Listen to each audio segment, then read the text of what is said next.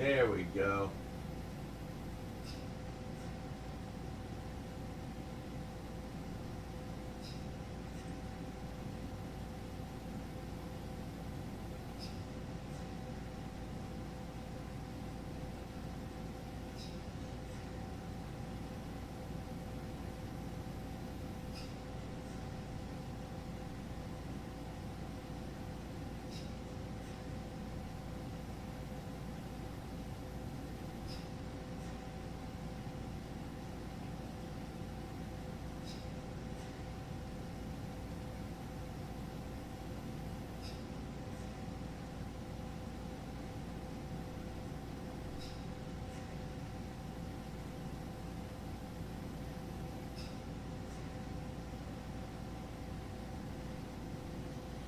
Come on, buy a new steak for American Truck Simulator.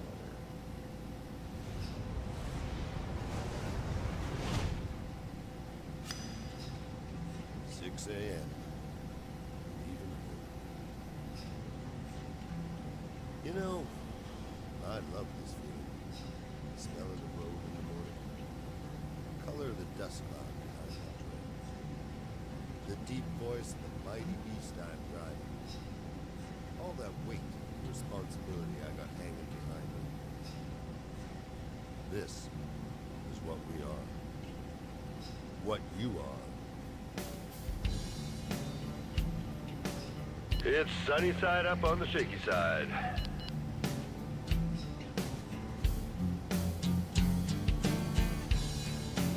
Easy over in Dago.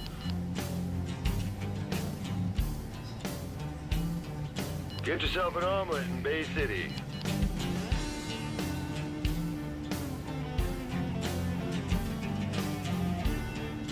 It's all scrambled in neon in Dice City. Huevos Rancheros in Los Angeles. Catch you on the flip-flop. You got a copy? Still on the road? I'm lost in the City of Angels.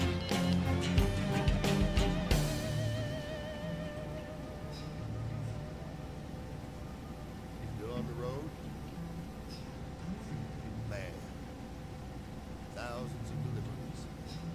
Millions of tons. Every day, night, rain or shine.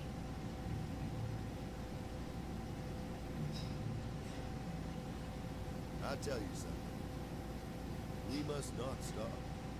We must not slow down.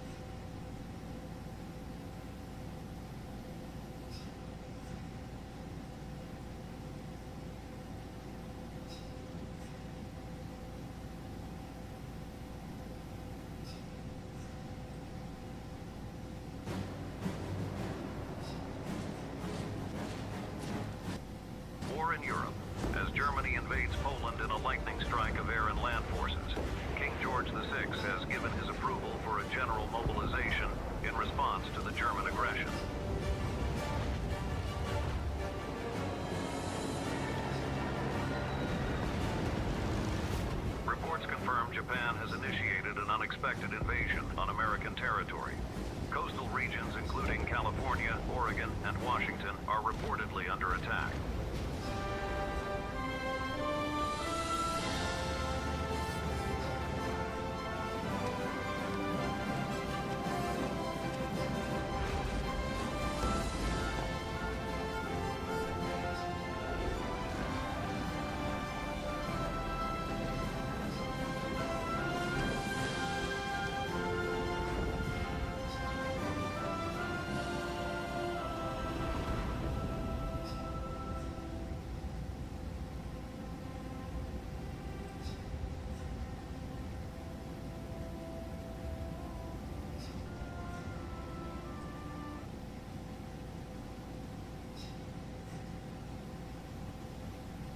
Nah, I won't buy a new game.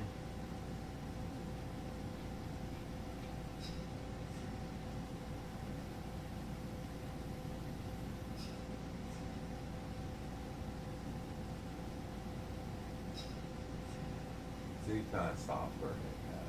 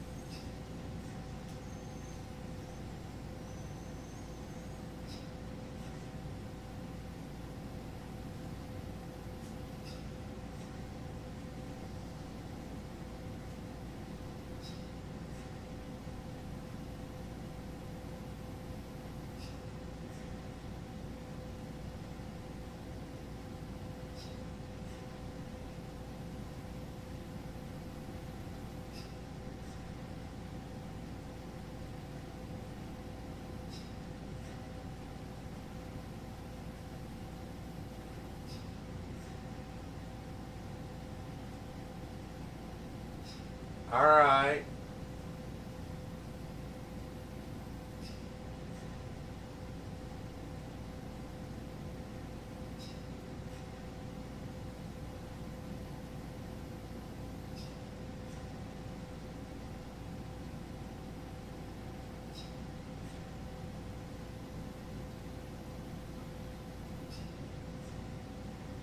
Here, my PayPal's in my description. I don't have subscriptions here on YouTube. I'm no longer on Kick.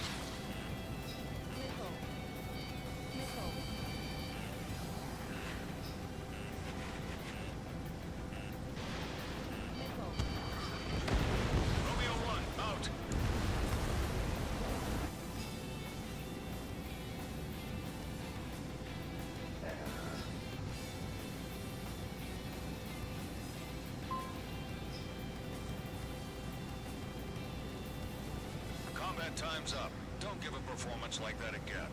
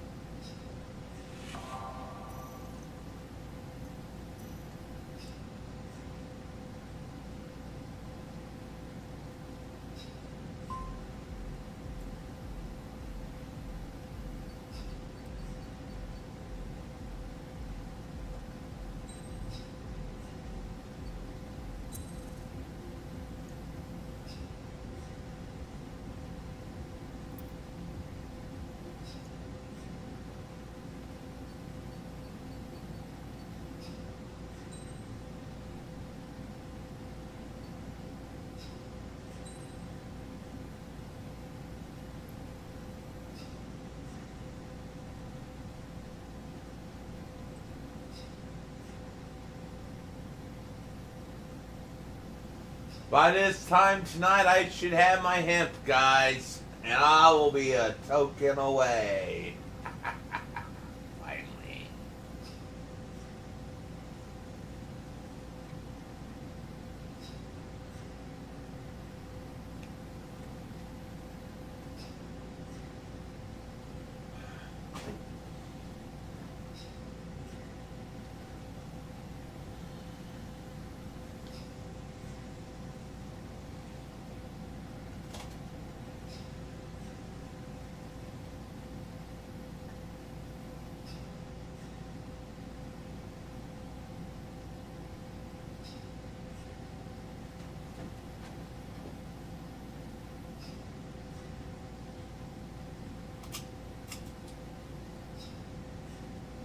Oh.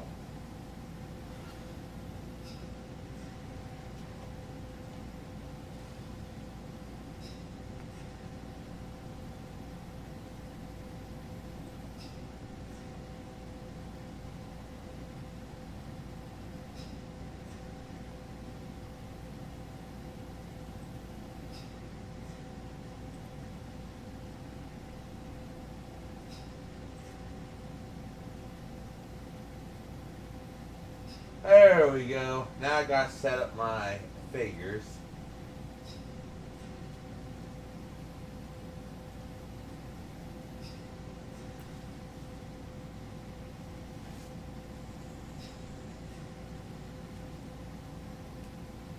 My lovely wife, my soldiers.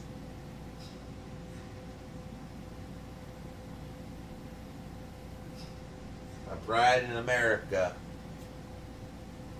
America's number one again. Now we got Trump in office. I was almost gonna pledge loyalty to Russia under Biden. Things are looking sad. I was pledging my allegiance to Russia. Because Russia had the moral standing in the world. Now we're number one under Trump. I was talking to all the Russians when Biden was in office. Because they seemed like the only ones in the world that had their heads on straight. You know what I mean? Last administration, I was talking to a lot of Russians. I have talked to some people in Russian government about getting over there to be a Russian citizen. Things look so bleak for America. But Trump's in office, and high hopes for America. Again, I got all my figures representing America. It's kind of like how the mid-'80s and early 1990s were the best years of my life. I was killing commies in the jungles and wiping out terrorists in the desert.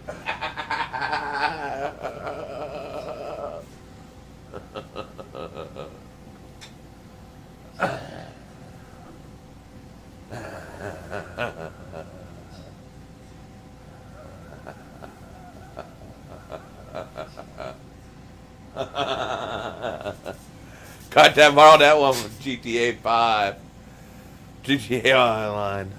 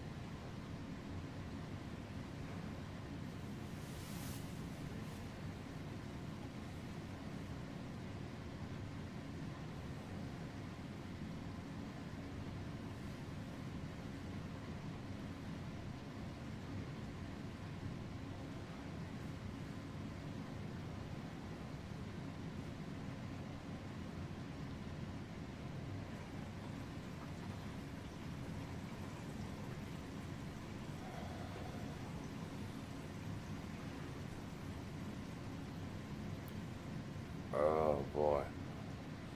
Oh shoot, I need to adjust my video thing. I forgot about that. Hold on. Sorry about that. I was too busy distracted. And forgot about that.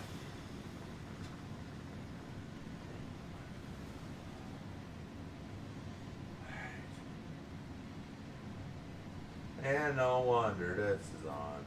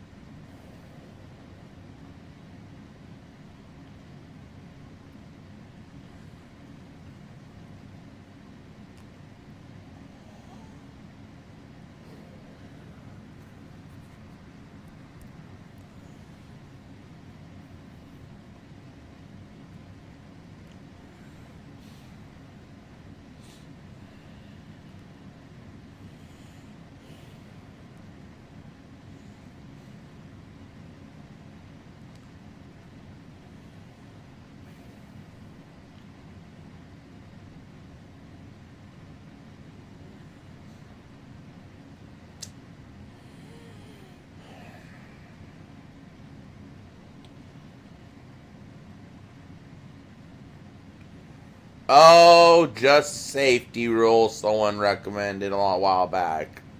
I decided to implement it. To keep certain individuals at bay.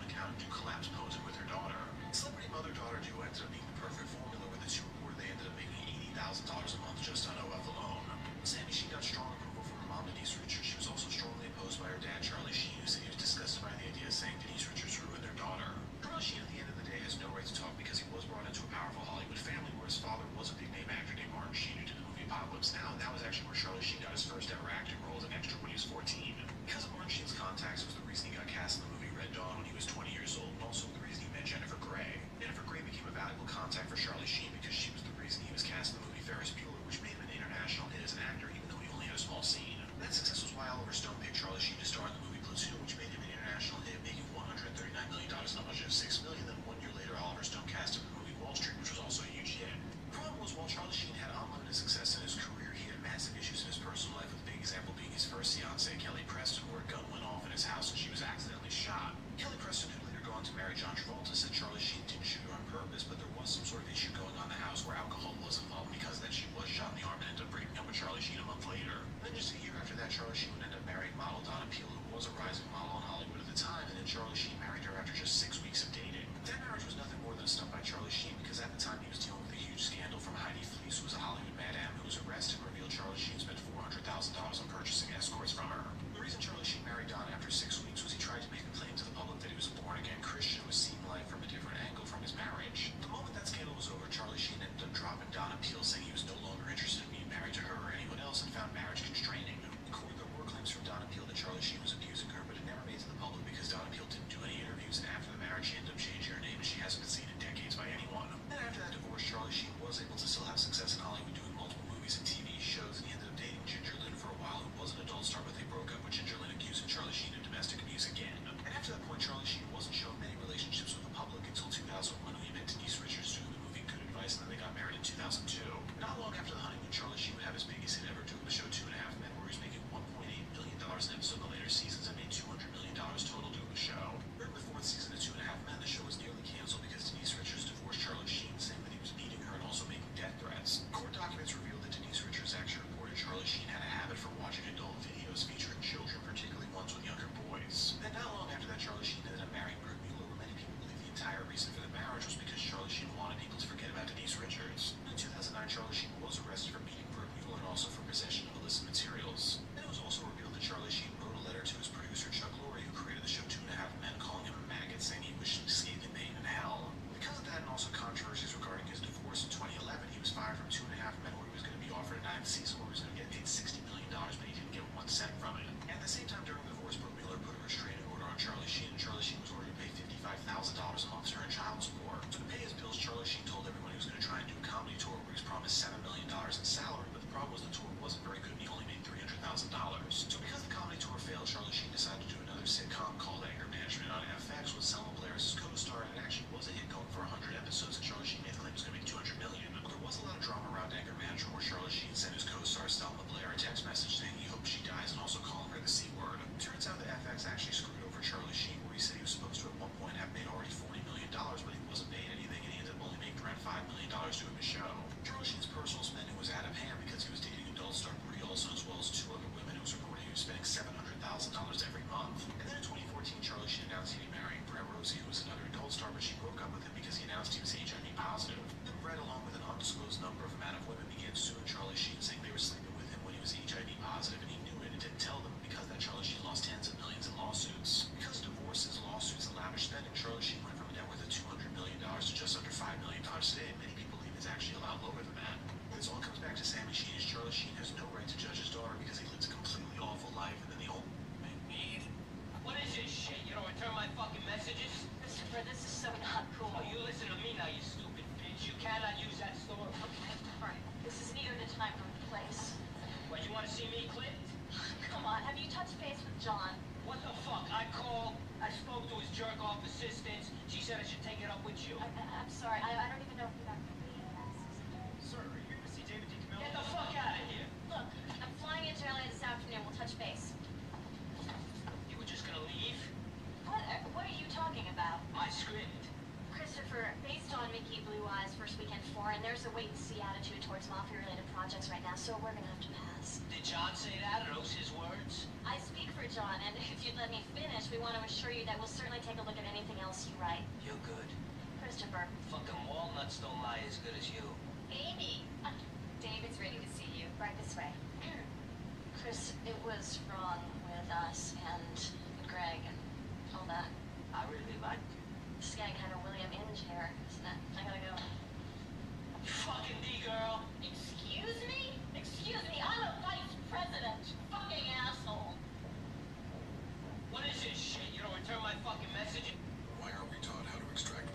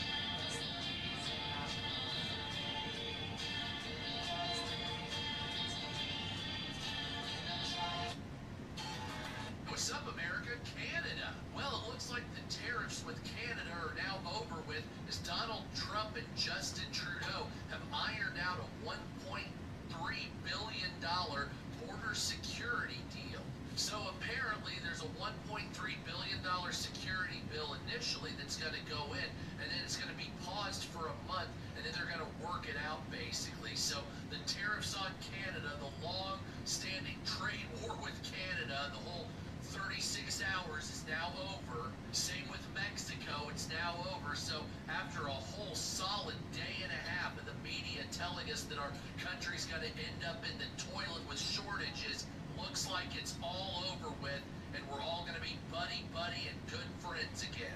Now, I personally believe that Donald Trump probably threatened to economically destroy Canada, and he probably threatened to militarily invade Mexico, which is why you have these sudden U-turns all of a sudden. Wouldn't put it past him doing that with Colombia as well. You gotta understand, you took shots at this guy, so I don't think he's fucking around anymore. What's up, America? Have I ever worked with naval? Hey, Fort Wayne. This man has an extraordinary ability. With a single touch, he can know everything you've done. He touched a man with headphones and instantly sensed a horrifying truth where cheerleaders had been kidnapped by a killer with 24 personalities. He tracked the girls to a warehouse, freeing them from their handcuffs. But then, the strongest of the killer's personalities, the Beast, emerged. A brutal fight broke out between the two. The man was quickly overpowered and had to leap through a window. Both of them fell from the 5th floor but landed unharmed. At that moment, the police arrived and detained them. They were sent to a specially designed prison. In the Beast's cell, bright flashlights lined the room. Whenever he tried to escape, the lights would flash, forcing him to switch personalities. He tried everything to break out, switching to a seductive female personality to manipulate the guards and even using his athlete persona to charge the doors. But all his attempts failed. By chance, he noticed that the man who had fought him was locked in the cell across from his. Tensions flared instantly. The man tried to attack the Beast, but a high-pressure water cannon knocked him down. His only weakness was water. Both men eventually gave up resisting. What they didn't realize, however, was that there was a third superpowered inmate in the facility, and he was already working on a plan to get all of them out. This man has an extraordinary ability. Oh, excuse me, sir. You can't smoke out here. Well, what are you doing? I'm vaping. What's the difference? The difference is people can't smell what I'm doing from 10 blocks away. All right, well, I can see what you're doing. It's called smoking, all right? So, until you put yours out, I'm not putting mine out. How about that? I don't mean to pull rank here, but this is my hotel. Motel. What? It's a motel. Open courtyard. Serial killer can walk right up to my door, man. If this was a hotel, he'd have to go through a lobby first. It's a motel. So why don't you get off your high horse, huh? Hey, quick question. What the fuck is your problem? What's my problem? My problem is I live in a world where a guy who's smoking is telling me I can't smoke, all right? That in a nutshell is my problem.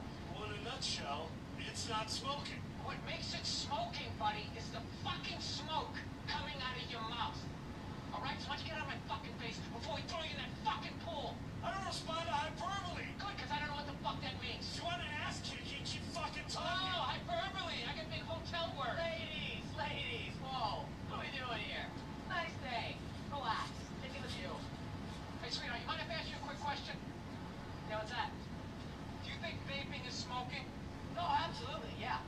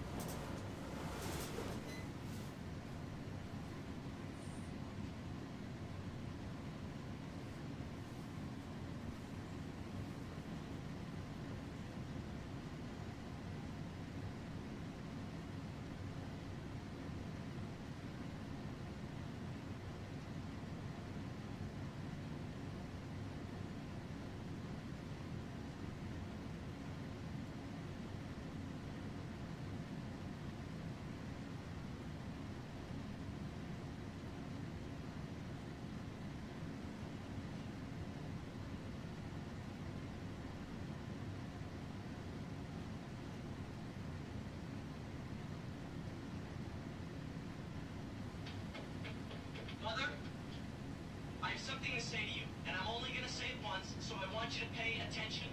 Willie, there's nothing that you have. Mother, I'm talking. You're listening. You've been complaining to me, and to Father, and to anyone else in Walnut Grove that'll listen to you that Rachel is ruining my life. Now, I've kept quiet about it because I thought you realized how wrong you are. But I'm not going to keep quiet about it any longer. If anyone is ruining my chances for a happy life around here, you are. Me? Yes, you. Rachel is my best chance for a happy life, and I don't ever want to hear you say another unkind word about her. Now, we are going to open up the restaurant, and you can stay here until you accept the fact that Rachel and I are getting married.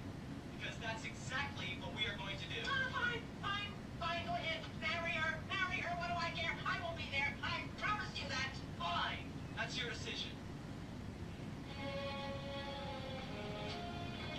Oh, by the way, Mr. Edwards is going to be my best man.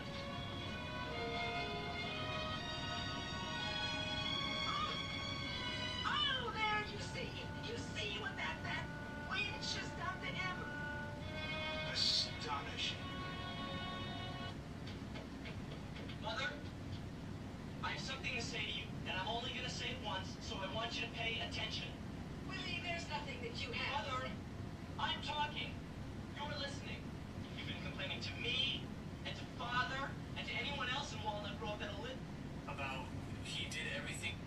Basically states that.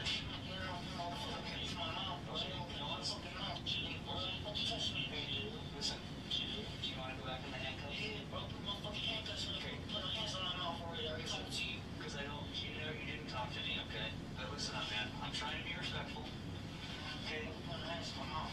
So, but nobody's gonna put their hands in your mouth. It's a swab, okay? It's like a cotton swab. I already did swab, man. I don't know if I can do it another time. I'm not doing it right now. Well, we have to do it again on this case, okay? It'll take like 2 seconds. Well, not 2 seconds. It'll take about 10 seconds. No, I'm not getting no DNA for you, man. So if you, Fuck that. so I listen, talked to a lawyer. They're not getting DNA for me. hold on. Listen up for a second, okay? Okay, so we do have a search warrant for your DNA, okay? So that's... Okay, you don't... Okay, so Mr. DeAndre, or Benoni, you don't need to speak with us right now, but we are gonna have to get this DNA, okay? And then...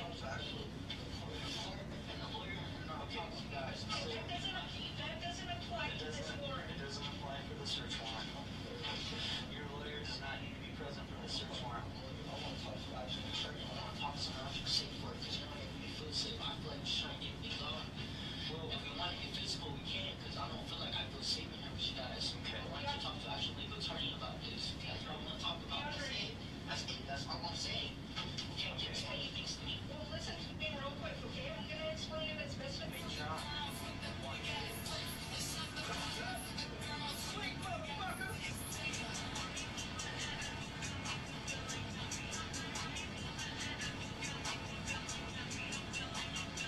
Very likely, you just got.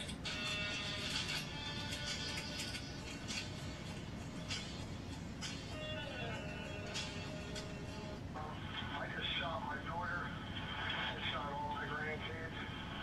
I'll be sitting on my step. And when you get here, I'm going to shoot myself. What's the address that you're at, sir? 2550 Northwest, 25 Terrace, Don Spirit.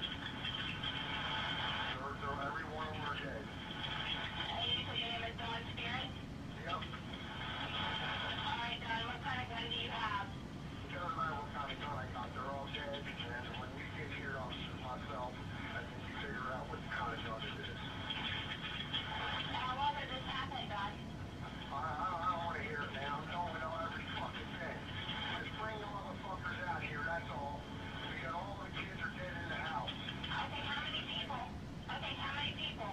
6 kids, 1 adult. 6 kids and 1 adult? Yeah.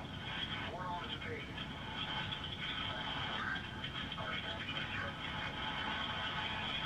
Alright, Dawn, okay. I just shot my daughter. A judge has sentenced the Indiana man convicted of murdering 2 teenagers to the maximum 130 years in prison. Richard Allen killed 8th graders Abby Williams and Libby German near a bridge on a hiking trail in Delphi, Indiana in 2017. Last month, a jury found Allen guilty on felony murder and murder charges. Family members, including the girl's grandmothers, read impact statements before Allen learned his fate yesterday. A judge has sentenced the Indiana man convicted of murdering 2 teenagers to the maximum 130 years in prison. Richard Allen killed 8th graders Abby Williams and Libby German near a bridge on a hiking trail in Delphi, Indiana in 2017. Last month, a jury found Allen guilty on felony murder and murder charges. Family members, including the girl's grandmothers, read impact statements before Allen learned his fate yesterday. A judge has sentenced the Indiana man convicted of murdering 2 teenagers to the maximum 130 years in prison. Richard Allen killed 8th grade. If you're seeing this video, you need to block Facebook on TikTok. Just trust me.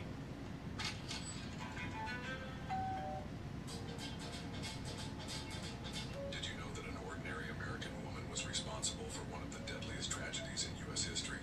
352 lives lost in a single day. And this is just the beginning of her story. In 1949, in the quiet town of Coopersville, Indiana, aliens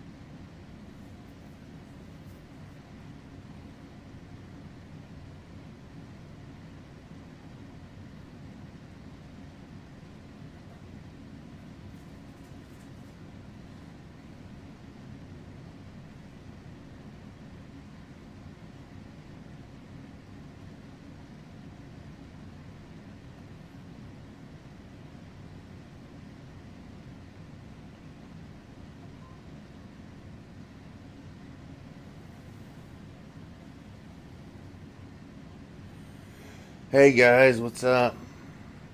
Good evening, Azizi.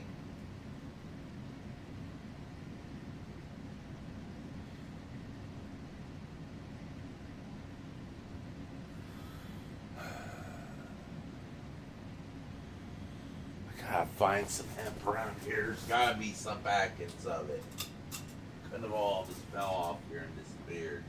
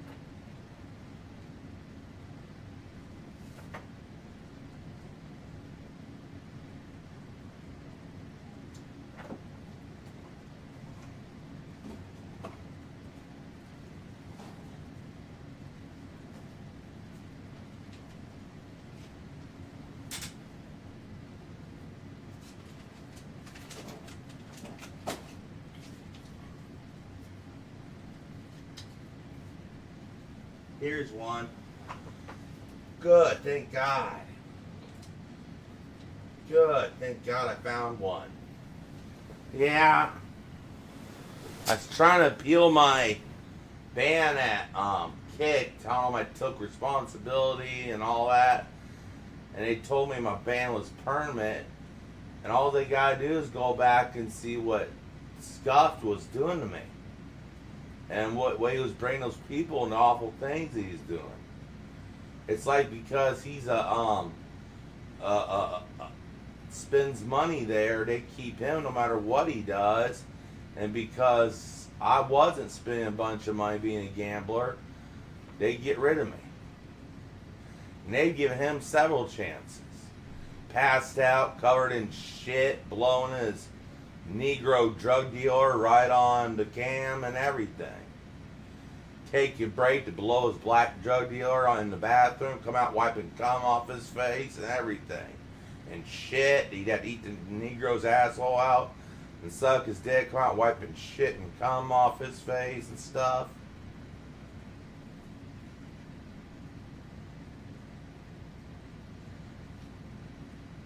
And they selected that degenerate over me. In your country, Scuffed would be put to death. Wouldn't he? A degenerate like that serves in the UAE military just to go and do that, he wouldn't get benefits from your government. He wouldn't be getting to live the high life.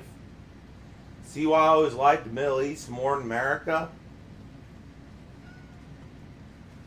Why I always wanted to go to the Middle East? They don't take that shit. They don't take some shit like a dropout like Scuffed.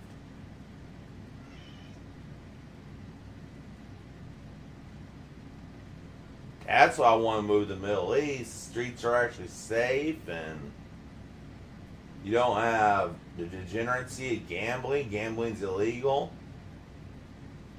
I mean, you guys, I know there's gay men over there, but it's done in a proper place, done behind closed doors. At a proper time. The Muslim teachers teach as long as you're not married and it's not done around women, and not done around closed doors, and done behind closed doors, will turn a blind eye to it. You know what I mean? That's what I write about Islam. That it goes on over there, and they don't punish you as long as you're not married and the women aren't around. And it's done behind closed doors. And that's what I like about the Middle East. But showing it out in the open is punishable. But doing it when you're married or in front of women, or doing it in front of families or out in the open like in America, that's punished. That gets a serious punishment over there. And you guys don't have half the issues we do. Your families are strong. The women know their place in the home. The children know their place in the home. The women and children eat in a proper Muslim family. The women and children eat at a certain table, and the men eat at a table. I've thought about converting to Islam several times because how Christianity has let women take over and all kinds of churches that don't love God. They love the things of this world. I may get worldly, but at the end of the day, I love God more than everything. And there's times I turn things down because it goes against what God says, like the OnlyFans the OnlyFans thing. Remember me telling them no? Right when she offered, because it's public degeneracy. Joking around, I don't think is like we do, or joking around or talk about it is, but when you go on OnlyFans and all that and make money doing degenerate acts, and that's why I got out of that Pornhub. I made a couple Pornhub stuff, but as I got closer to God, I decided not to put myself obscenely out there showing off my stuff on a site like Pornhub where anyone can log in and see it. You know what I mean? And on OnlyFans, it's made billions off of destroying the morals of lots of men. It's ruined marriages and stuff. And you know who's behind it. It's people we can't criticize. And everyone who owns a porn industry is people we can't criticize. You know what I mean? I can't criticize those people on YouTube. But you as an Arab know exactly who those people are. That's destroyed our society. And made tormenting the disabled a pastime. The West has. Well, the Middle East and cultures that love God through Christianity are civilized. I mean, look how nice the structures are in Russia where they practice Christianity. Or look how nice Europe used to be before they lost their morals. Look how the U.S. is saying. We're like the shithole country that we describe everyone as. And hopefully Trump can build it back up. It's going to take more years than one more term. It's going to take many decades to rebuild America beyond my lifetime. And it's going to take several good presidents. And then take clearing out the swamp for decades before this country could ever be as safe and as clean and have cities like Dubai. You know how much order we'd have to get into and how much corrupt bureaucracy we're going to have to get rid of for our cities to look like Dubai. It's the bureaucracy of people stealing from creating slush funds, steal from funding, and stealing from the funding. Your king, your leader, cracked down on that. And that's why Dubai was created out of the desert in a matter of a decade. Riyadh was created out of a desert hellhole. Riyadh used to be a desert hellhole. Look at it now. You can walk down the street at 3 a.m. in the morning to buy a pack of cigarettes and a glass of hot tea and a cup of hot tea in Riyadh, not worrying have to be jumped or robbed or nothing. In the United States, like New York, I called that to the Saudi embassy and said, hey, they actually laughed when I said this. Could you guys get in control and bring wasabi, Sharia law to San Francisco, LA, and New York? Can you please get the Saudi government and control these cities, there'd be an awful lot of guys named Stubby in those towns, and you'd have to get inventive what you amputate. And that guy let out such a loud laugh when I said that. I said, dang, you guys would have to get creative amputating things due to repaint inventors. Your men there at the Cubs are using lasers. They said we have laser surgery for everything.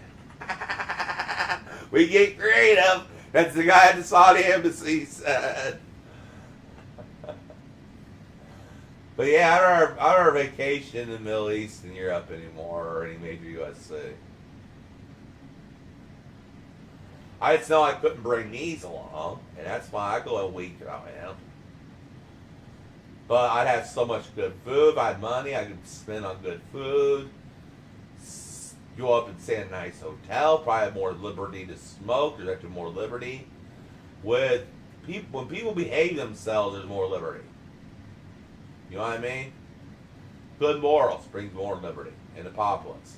And that's why actually Middle Eastern countries are more free, because people obey the rules and have good morals. But we can sit down here and joke around about lady boys and all that. If I had a boyfriend, no sodomy's gonna be done. That's one thing that God forbids. It's harem. Sodomy is harem. But you can kiss, whatever.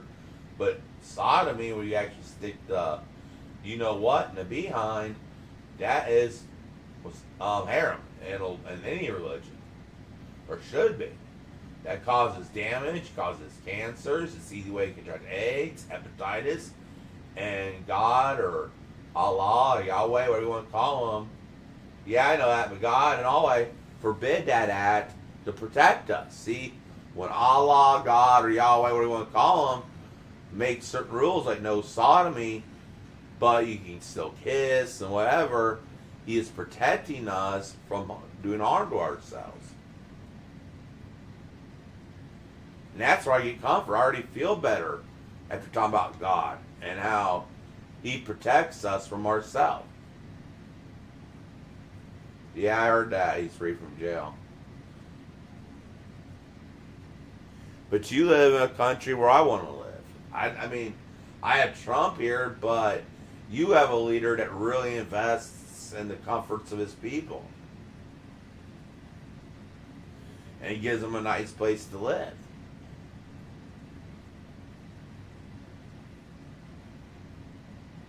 Now, the laborers kind of live in the slums because a lot of them are just temporary residents or illegals. He knows they're illegals, so he don't give them the whole world.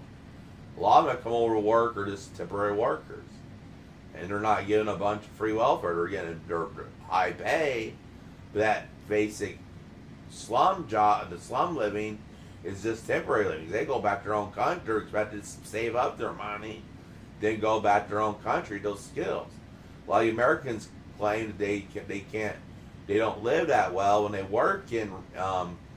Well, Dubai belongs to the Arabs, not us Americans. So I can't say I should move over there unless I have proper documentation. And I can prove myself to the Emirate government that I will be a productive citizen, that I'll obey the rules. Then they'll let me in to live a nice life. And America didn't do that. Now look at us. Our cities are war zones. Because we just let anyone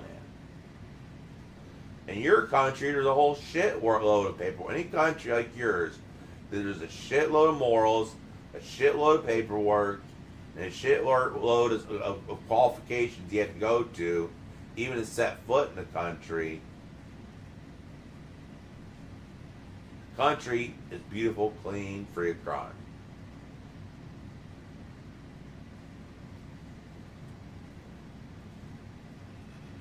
And that's my rant for tonight. I found the hemp. What's toe cup?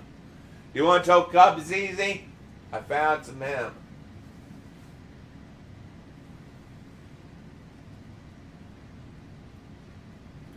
In fact, I have a what's this? I have a background of a Dubai apartment in my NVIDIA thing.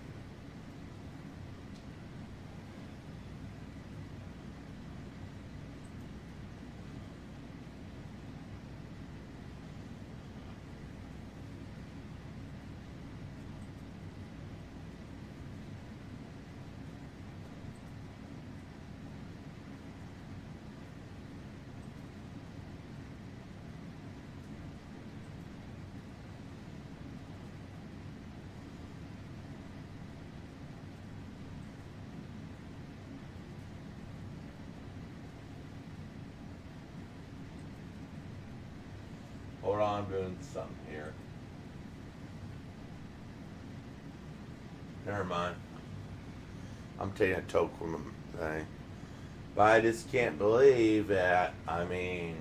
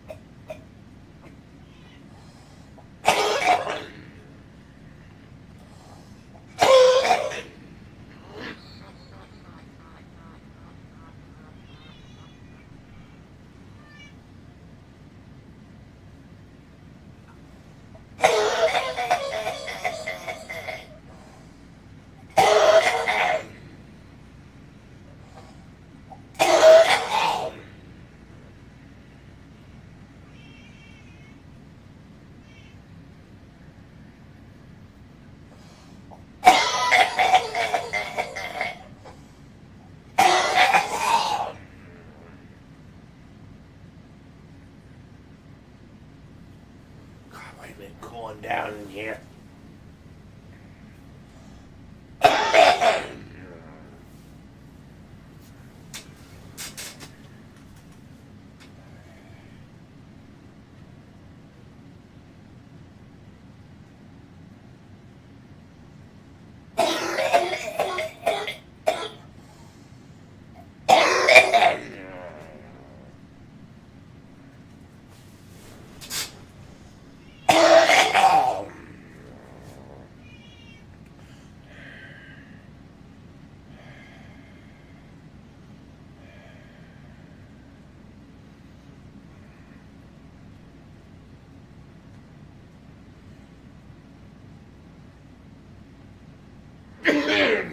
There, I feel better.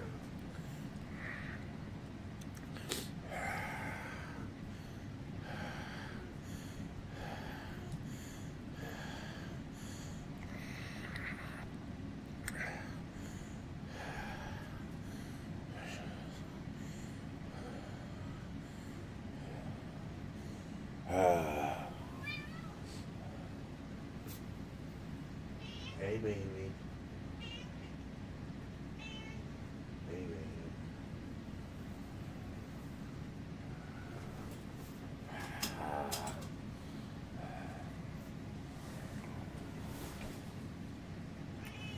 Good evening, Balzar.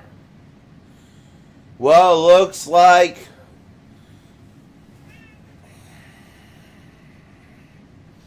what's his name? Scuff was successful in getting me permanently banned from Kick. I wrote him an email claiming responsibility from what I said and everything. And they said I'm still gonna be permanently banned from Kick. After all the bullshit these people do, like creating fake Bitcoins and ripping people off, I just only want to create a Bitcoin with me. Well, I wanted 50% so I can keep the value up. You know what I mean, Balazar? I had a user want to make a Bitcoin with me. Well, I wanted 50%. I immediately asked for 50% of the Bitcoins, so in case he pulls out, I could slowly introduce mine back to market to keep the value up. Because I'm not ripping off my viewer. It's called Hitcoin. It's under Solana. Yeah, but I'm going to invest in my coin once it's all set up. It's called Hitcoin. And I immediately asked for 50% of share in the coin, of the coins. So in case it's a con by the other guy, I can invest mine back into the market and back it by something. Like I'll go back and buy Bitcoin and back it by Bitcoin. Like what I'll do is write a message that all this is going to be purchased, all of it's going to be backed by Bitcoin. Meaning you'll get a percentage of Bitcoin sent to your Bitcoin wallet when you buy it. Like, say you buy half your value gets set up. Yeah, but what I'm going to do is if he pulls out and he decides to make it look like a scam and make him look like a scam people, that's why I said I want 50% of the coins. So if he pulls a quick one, I could keep the balance, everyone's balance high. Well, he has 2.5k followers, and but what I'm gonna do is back up my half in Bitcoin. So if he pulls something quick, I'm gonna take my half of my half and buy Bitcoin. Then everyone that got ripped off will take a percentage of all that Bitcoin I bought to replace what they lost if he's playing a bad one. If he does and he sells off quick, I'm gonna write a letter to everyone, make a statement to everyone that invested. See, I'm gonna take my half, and half of my half I'm gonna buy Bitcoin, and have investors on my side to buy Bitcoin. So we have a back issue where if he pulls out and tries conning everybody, we can take him to court, and we'll reimburse everyone with half the Bitcoin, with a percentage of Bitcoin. See what I mean? Certain members will have a 25% of my half be invested in Bitcoin. So then that will be divvied up beyond everyone else. Then we'll be deciding whether just to refund everyone with my remaining 25%, so everyone will be at least reimbursed in some way. That's what I want half, because I'm invested the 25%, the half of my half in Bitcoin, then sell those back to mine, and then true.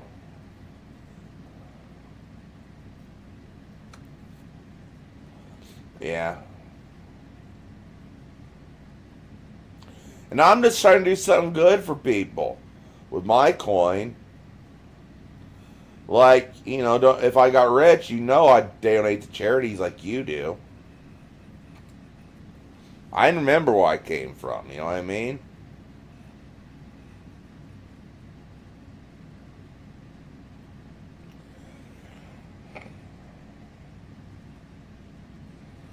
Like Crawford County, Indiana would get like a massive donation to their church food bank. I guess Orange County would too, so they at least have good meals. Like get some type of foundation set up so people get less than just 2 days less than instead of they get a whole trunk load instead of just one box of a week's worth of bare necessities like flour, a couple canned goods, hamburger, some bread. They have it.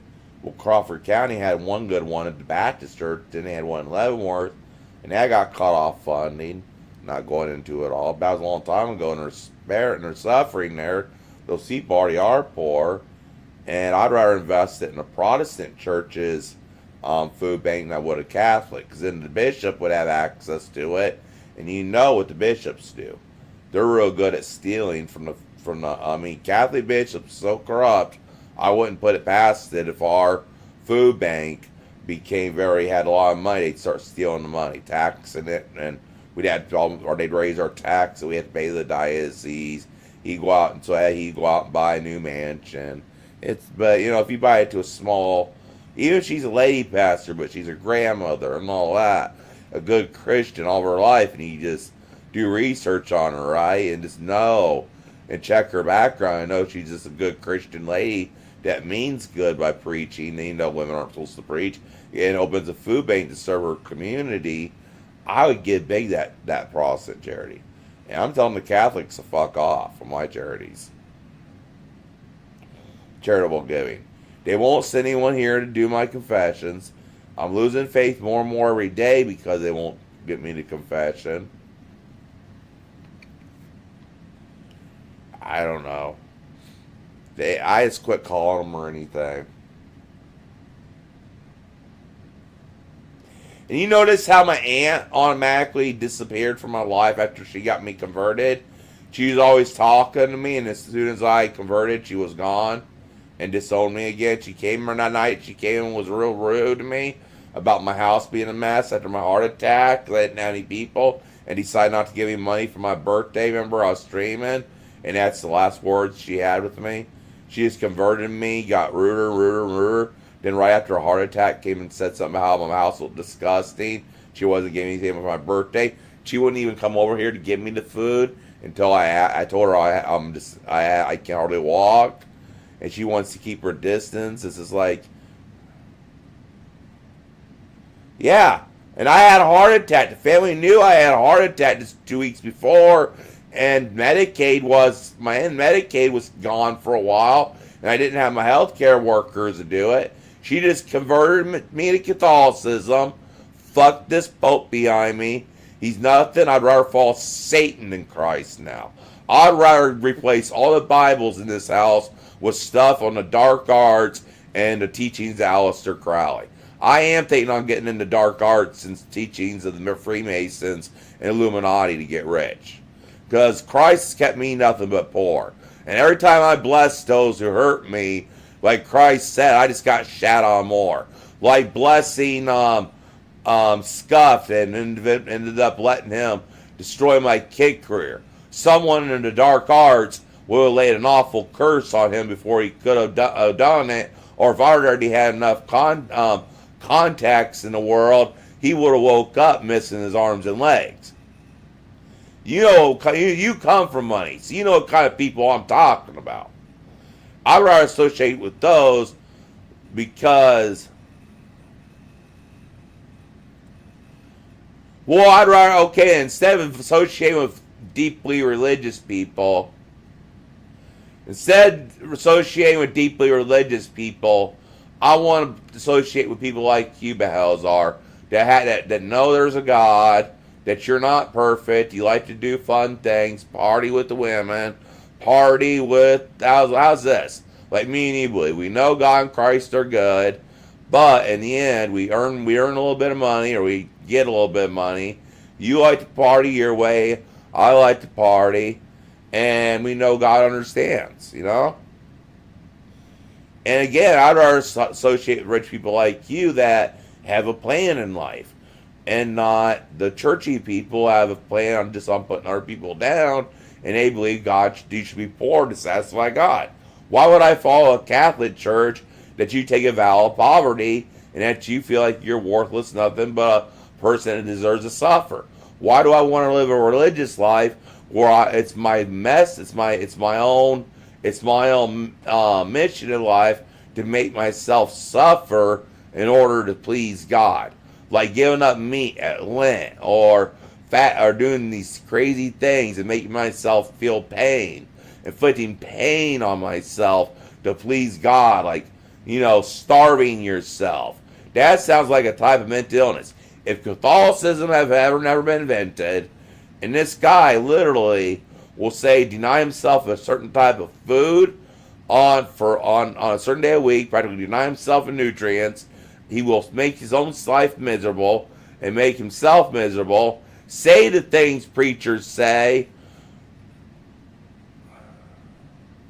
But listen, imagine if Christianity, and I'm going to bring Islam into this, and Judaism, ancient Judaism is never heard of. And all of a sudden, we live in a world like this, where we have a pretty liberal world. All of a sudden, this political party comes along, calls for the death of gays, same beliefs as a mainstream Christian, they would be arrested as an extremist hate group immediately. The only reason we have such hateful views in our society is people were pussies back then, and they allowed perverted old men that are preaching hateful doctrines to cover up for their own misdoings, to alter history and our beliefs. Look at Roman culture, Greek culture. They party like you and me, Balzar, and they thrived far longer than any Christian civilization. So get into the Roman gods and the Indian gods. India used to be very advanced. Get into the Roman gods and the Greek gods. Look, they developed philosophy, and the Christians came and burned it when they burned the Library of Alexandria. Why would I want to associate myself with a sect that I was always trying to tell people education's bad, science is bad? when you had the Greeks and the Romans who invested in science and learning and documenting everything. I document every major thought I have on a computer and keep it on a flash drive. And I journal sometimes on a flash drive where I just want to talk out my ideas. One time I sent a CD I burned, CD file I earned, to a NASA website, a U.S. Air. It was really hard to find on Google, but it was a military research facility, and I sent them my research on how the Nazis were the first to contact extraterrestrials, and I swore I had that burned to the disk. 5 weeks later, that envelope arrives, and it says address not found. That was a real address I sent it to. I played the file, and right when I get ready to talk about the Nazis having contact with extraterrestrials, the file cuts off the audio. It's like they took the audio completely out. Put it back in a similar looking envelope and stamped address not found. But I get like this time of night. I can think after the sun goes down. I do better at night. I want to live on philosophy, common sense, free thinking. I'm not talking about turning my soul over. I'm talking about being a free thinker, but believe in common morals. Be nice to my neighbor. Love people who are different than me. And yes, believe in a common creator. Believe in Christ, that he had to be miraculously born here. But not going to all the bullshit ceremonies and customs and sacrifices and stuff. They're unnecessary. Quit punishing myself to love Christ. See, if I get rich, I can do more for Christ by helping out his children who are poor to lift themselves up. Give them some food on their table. See, if I work hard,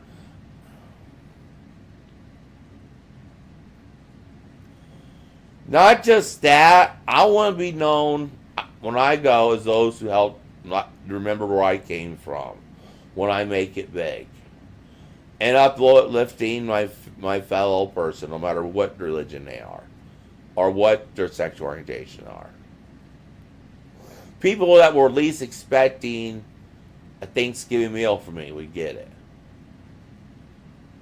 People that were my worst enemies will mysteriously have, say, a gift card for a grocery store show up when their kids were starving, years after the event happened, because maybe they were a bully in middle school.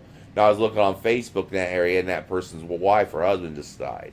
So mysteriously, even though they tormented me in school those years ago, they get a gift card and all their bills have been paid off for a year. There's a credit put on them. Jay's a single mother now, lost her parents until she redid herself after many years, and she was a single mother and lost her husband and may not have a place to go.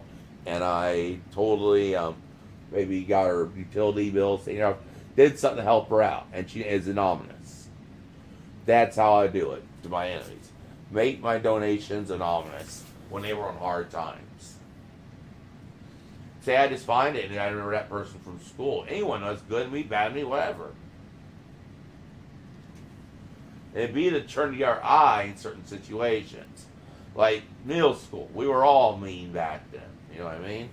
But remember that gesture. I still remember you.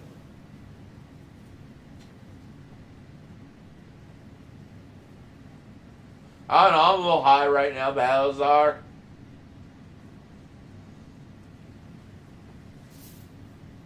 You know what I mean? I'm a little buzzed.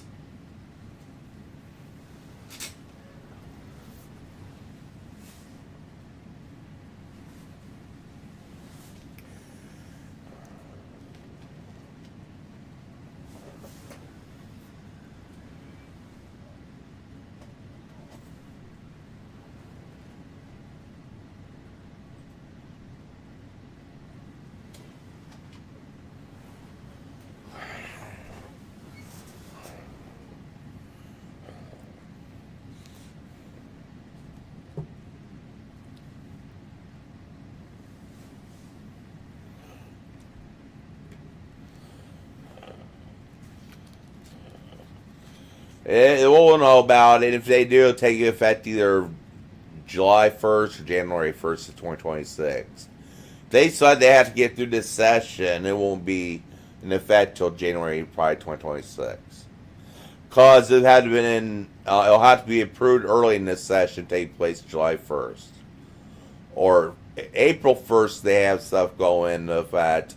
As soon as they'll go in, it'll be July. If they get it through quick, it could come in effect July 1st, or if they get it through as late as January 1st, 2028. They do it by quarters, or when new laws and taxes or any new changes come into effect in the state of Indiana. Like cigarette taxes, last time they taxed cigarettes was in 2007. That came into effect in July. Major effects, major freedoms always take effect in July. Like the indoor smoking ban, except for bars. That came in effect on July 2012. The U.S. cigarette tax increase 71 cents came in effect April 1st, 2009. The Indiana my major first cigarette increase on cigarettes as a legal age smoker was January 1st of year 2001, when all the major brands like Marlboro and all of them went by $10 a pack, while the cheap brands remained the same. You still buy the cheap brands for like $12 a carton, but the main brands went up $1 a pack. No, I was just pissed and a little bit too high. Yeah, I was this high and carrying on about something that I shouldn't have been carrying on about. Maybe I just want to not waste this life, look back and realize I wasted this whole life when I die and something else beyond the gate.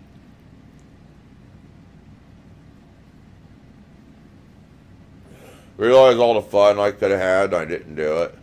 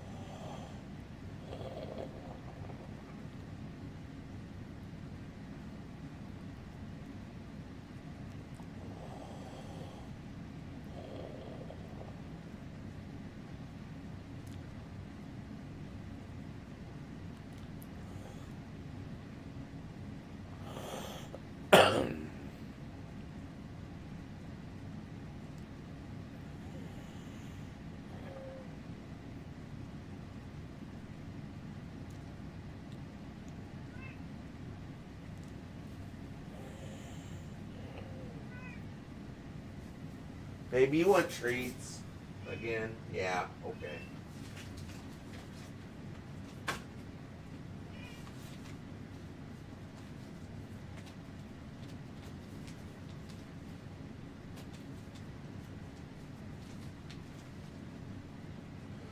So how's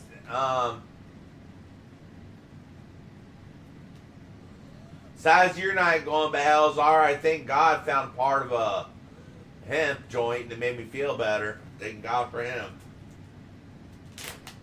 And a little bit of THC, you know what I mean, Trevor? My hemp shipment from that money you gave me 2 weeks ago, Bells. I remember when he gave me like $200 2 weeks ago. It's been that delayed in shipping because they actually sent it to the wrong shipment yard instead of Indianapolis. They sent to Omaha instead of Fort Wayne by accident. So it got rerouted back to Indianapolis, sorted, didn't order phone on Sunday, and it shipped to Fort Wayne. Should be here tomorrow. But it took like 10 days to get here because they accidentally rerouted it. That there was a lot of reshipments to avoid the wildfires in LA. I guess they had to fly out of airspace, a temporary airspace the UPS was using. So in case LAX caught on fire, they wouldn't lose the mail. So they moved all their mailing authorities down towards the south or something, or more north. I guess LA redid their post office to escape fires, places somewhere to be safe. So there was a lot of rerouting on the California side. Then it's shipped into, it's flown out of those areas into Indianapolis. Indianapolis routed routes across Omaha, Nebraska, instead of Indianapolis by mistake, because I've been tracking it. Omaha ships it back to Indianapolis, sits in Indianapolis 2 days, because there's a Sunday, gets to Fort Wayne this morning, and should be shipped to Huntington by tonight in here at the house when I draw morning in my mailbox. So I tried to memorize the tracking that well on stuff he sent me. When you invest money in me, I literally memorize the where the shipping is. I look up every shipping and use my photographic memory to keep track of everything you buy me. So there's a problem, I can report it and your money don't go bad. And the only mistake I made was that monitor, but I'm not good mechanically, so I got a new one by my dad over, and he taught me stuff, how to use it simple, how to find things in the box and stuff like that. So I needed my dad's training, because I was never good at that stuff. I was horrible at carpentry. Always have been. That should have been a sign of mom years ago her son was gay. Where I go out and bake pie, or stay home in the kitchen and bake pies and go out with the guys hunting or fishing. I'd stay home and cook the guys good food, and I didn't get beat up. Then maybe my youngest stepbrother, who was exactly the same age as me, but he was born March '83. I was born in September. He was the hottest. My other one already messed with me when I was like 6. So I knew I couldn't tell anyone, because hell, mom was happy in marriage. I was already mature enough to know that that's going to get my mom the hell out of town, because she did, she moved down. But I said, well, I'm going to seduce his brother someday. So I started seducing Josh behind Adam's back. By the time me and Josh were like 7 or 8, I was already trying to seduce Josh ever since then. To get Adam back, like I cut Adam off right around the age I was 9. I told him he ain't going to have me anymore. Tell him I chase his brother from Kingdom Come to get him back. And one day he's gonna walk in on Josh fucking me in my bedroom, and I'm gonna look back and smile and say, "Do you want to join?" Then you can stick your dick in your mouth at him while your brother is banging me. And I said something on those lines at 10 years old to him, because I watched some fucked up VHS tape that my stepdad had in the bedroom closet, where one guy was getting a woman, and I put that VCR right in front of those 2 brothers. And my 2 stepbrothers, where one guy was getting her in the mouth, one guy was getting her in the ass. And I said, yep, that's going to be you 2 guys someday. I'm going to seduce the fuck. Now you guys don't tell a soul I'm gay, or I'll tell your dad that you guys had me blow you both when we were younger, and he will disown you. They kept their mouth shut. That they had done, that I was gay, because they done gay shit too. And that's how I kept the mouth shut. If I say, hey, you keep your mouth shut, I'll keep my mouth shut, plus keep you well fed. Make the cakes. We got along well after that. That's how even grounds. You find other strengths to get someone if you're physically weaker. Then by the time we were in high school, we were just best buds, chilling, listening to music in my room and everything. But I told Adam that day, and I was 9 years old, and I was about 6 or 7. If you're gonna do this to me, well, I'm gonna do this with the other brother.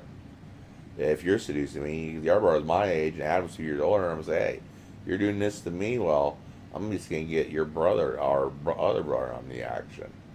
You're my other stepbrother on the action. But Josh wouldn't go for it. He was straight as an arrow. And that's all I had around me. The only males I had around me was when they came and visited. Now, Carlos, the El Salvadorian step-cousin who was adopted from El Salvador, he was fair games most times to flirt around. He was a few years older than me, but I liked Carlos the most. Athletic build. He was a soccer player. beautifully, beautiful Latino man. I mean, oh, he was beautiful. Just gorgeous.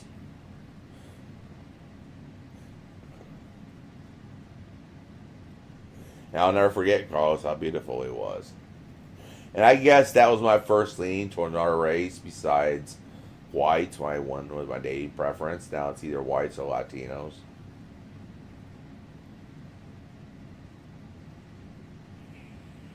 Or maybe I'm trying to get in on Eastern culture, like Middle Eastern, like India, Arab, whatever, try to have a little taste of that.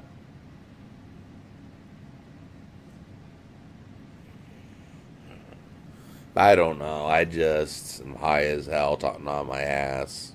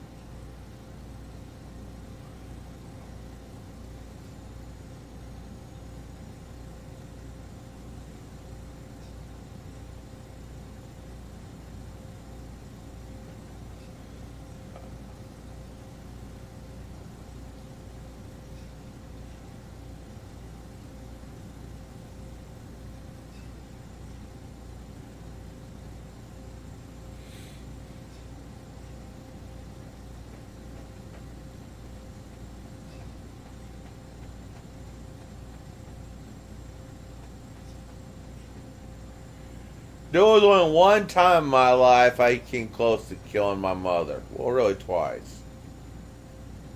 Really 3 times. My own mother. Well, I thought I stood over her bed in 2013 and 14 and was getting ready to put the pillow over her head. So that makes it a fourth, fifth time. But again, if you know how she was, you probably would have understanding why I was almost putting the pillow over her head by 2013 and 14.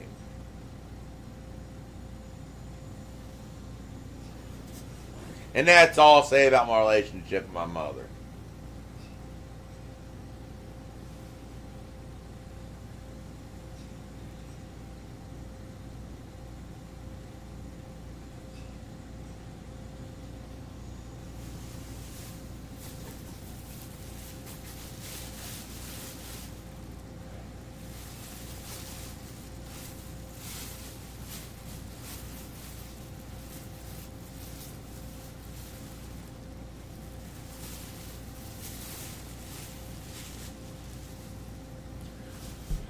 I ordered a nebulizer kit. I got the groceries yesterday, then I got the nebulizer kit. Supposed to be here tomorrow between 7 and 11 a.m. So I'll be able to use my nebulizer. I paid extra to have morning shipping and overnight shipping in the morning. I paid, and I had a $2.99 gift card.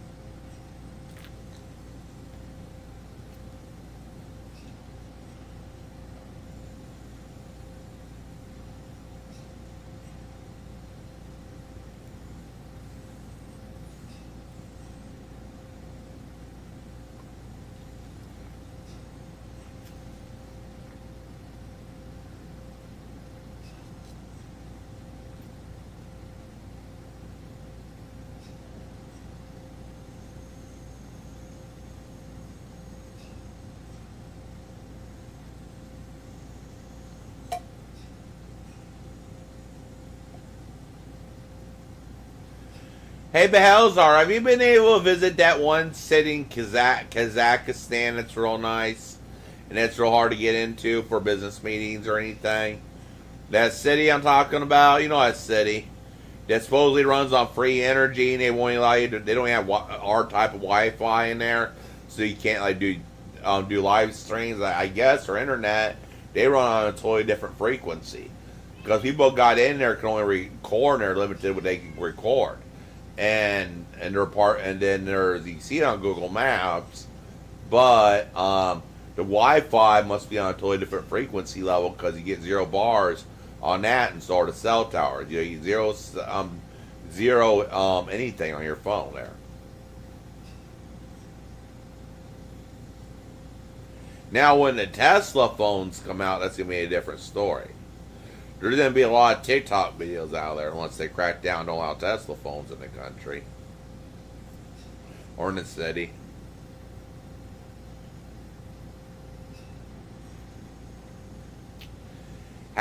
Oh, the 50 series is out, Balzar. Why don't you take your computer to be upgraded to a 50 series computer? Why don't you buy a 50 series for yourself for a little... For that, business thing you're gonna go to for a business deal, if it goes through, why don't you spoil yourself and buy yourself and upgrade your computer to run a 50 series graphics card?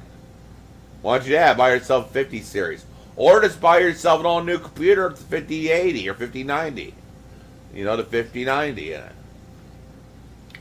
That's what I'm hoping to get if Azizi invests in my thing. Just invest and the highest amount of RAM I get in a 5090 and like AMD 9 processor. Or I don't know how much you want to spend. I want a core what's that called? The 64-bit 64 cores, the core I feel like they're, oh god, what are they called? Those real powerful cards, those powerful processors that AMD makes.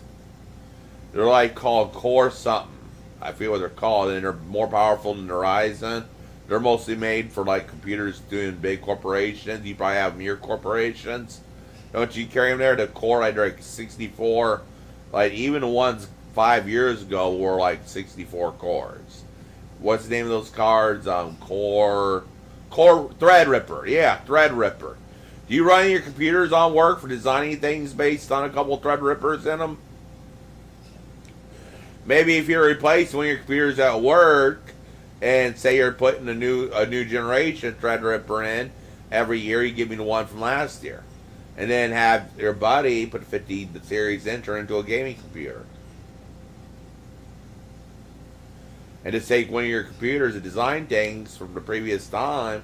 But I still have a computer out. It's better than this one. Out parts you're throwing away because you pretty much had to upgrade every year to keep up with the technologies out there for what you do.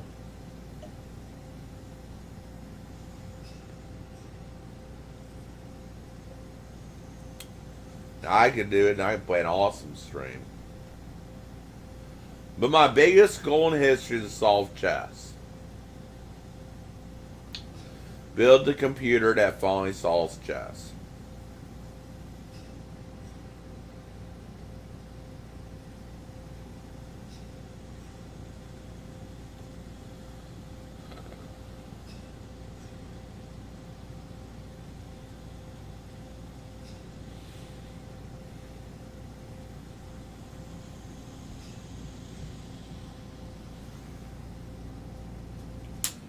Can you type on your phone, Balzar, or you just watch on Jacuzzi and then want to bring your phone to Jacuzzi if you're dropping in there? You still watching, or do you just fall asleep? Sometimes people fall asleep in Jacuzzi. I don't know. I haven't said anything.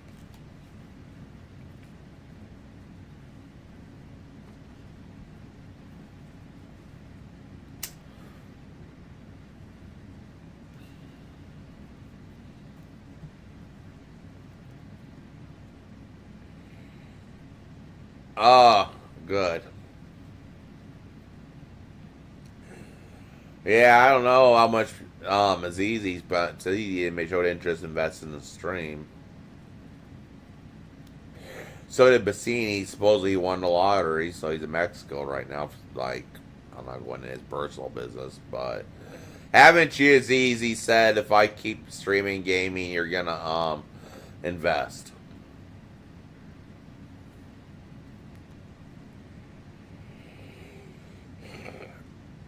I'd had to get that new 50 series card. You should treat yourself out to one.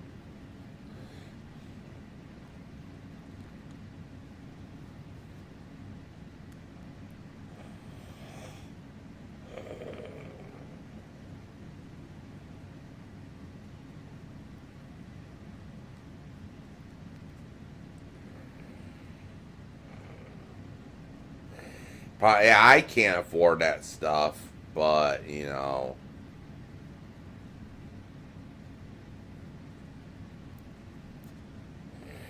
But I got to continue making gaming content, you know what I mean?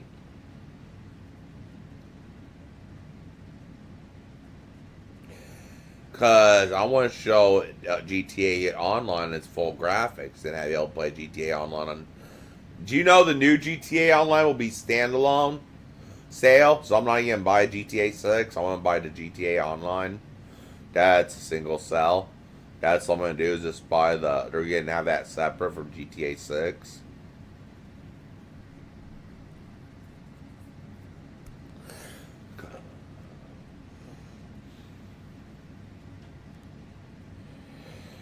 Wonder what Republican Space Rangers are going to be doing their episode on that one. Do you ever sit there in GTA 6, GTA Online and watch Republican Space Rangers? That's my favorite show, is Republican Space Rangers. I should send that clip on Truth to Donald Trump, shouldn't I? Or on Twitter, Republican Space Rangers. I sent it to Gavin Newsom one time. I sent it to Gavin Newsom. I tweeted it to Gavin Newsom, and the quick episode happens on GTA Online of Republican Space Rangers. Yeah, I follow Gavin Newsom sometimes, and there's some things he does I agree with, like clean energy and stuff. I mean, for the small things, like he could do it, but again, he's gonna have to clean house. I think he does it, but I think he's already got enough skeletons in his closet. He can't. That would be his mindset.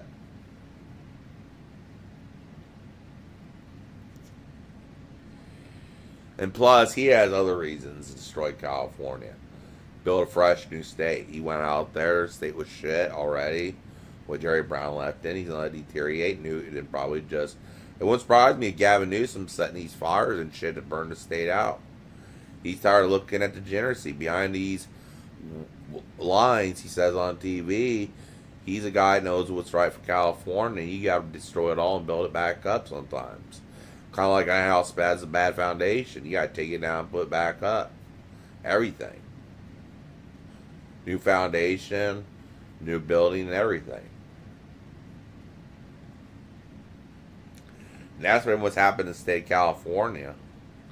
He may be like that, knowing that he can stay in under emergency powers, practically destroy the whole state with wildfires and all that, and possibly triggering an earthquake. Turns LA into an island, managed to fault line somehow with new technology, and LA Island will be a credit score to get into LA Island. So that type of score would be a privilege to get on downtown Los Angeles, which would be an island.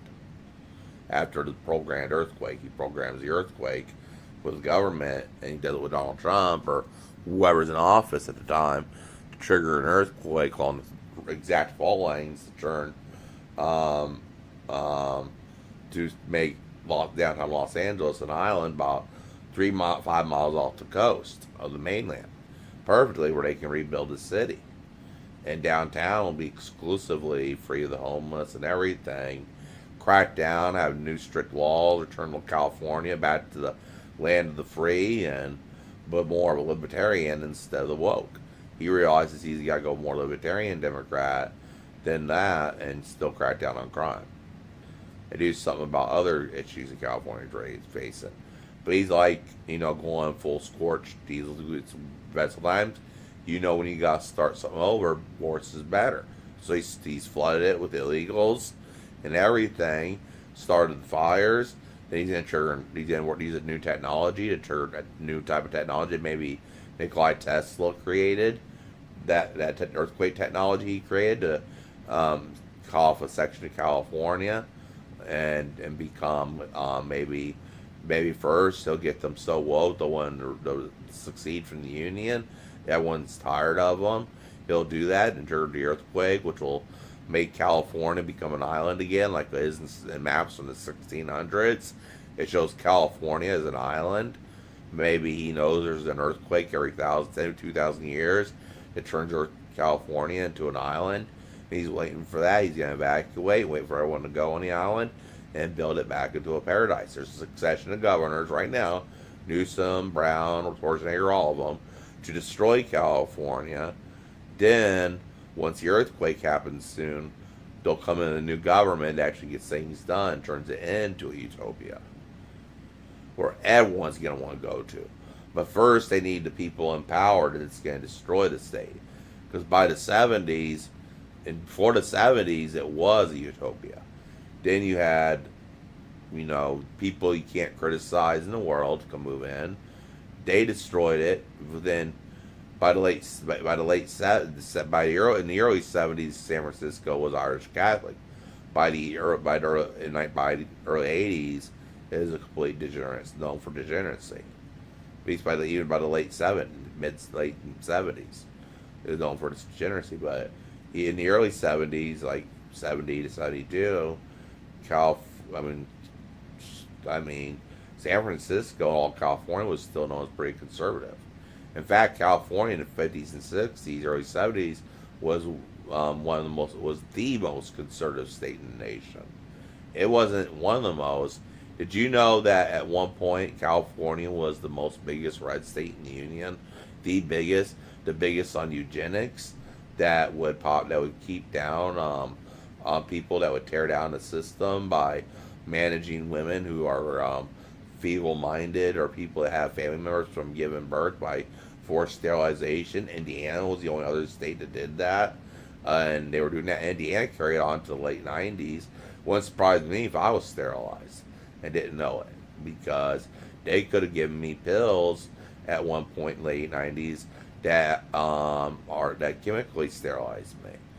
You know what I mean? And a lot of us, the reason I can't have, maybe reasons I'm losing my what do you call it? My libido at such a young age. I noticed I had a real low libido for a 20-year-old. So maybe they messed with me something and partially castrated me to where I couldn't have kids. Because I remember my libido being far lower. And I had to get really fucked up on drugs to get my libido up there, to where I could be a pig. When I was even active and partying, that's why I did a lot of drugs. It got my libido up there where I could party and fuck all night.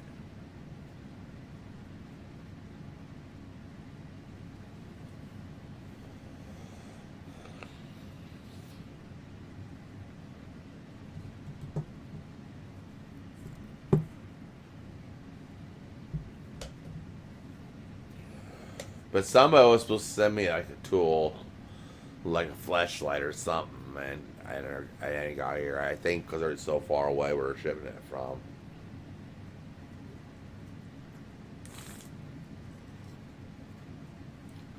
Let's say it's very far off the coast, U.S. That's all I'm gonna say. It could be in our country or whatever, but it's far off the coast. So it's going to take a while here to get here. Because there's no major airports until you reach the next mainland that the U.S. Postal Service could fly out of. You know.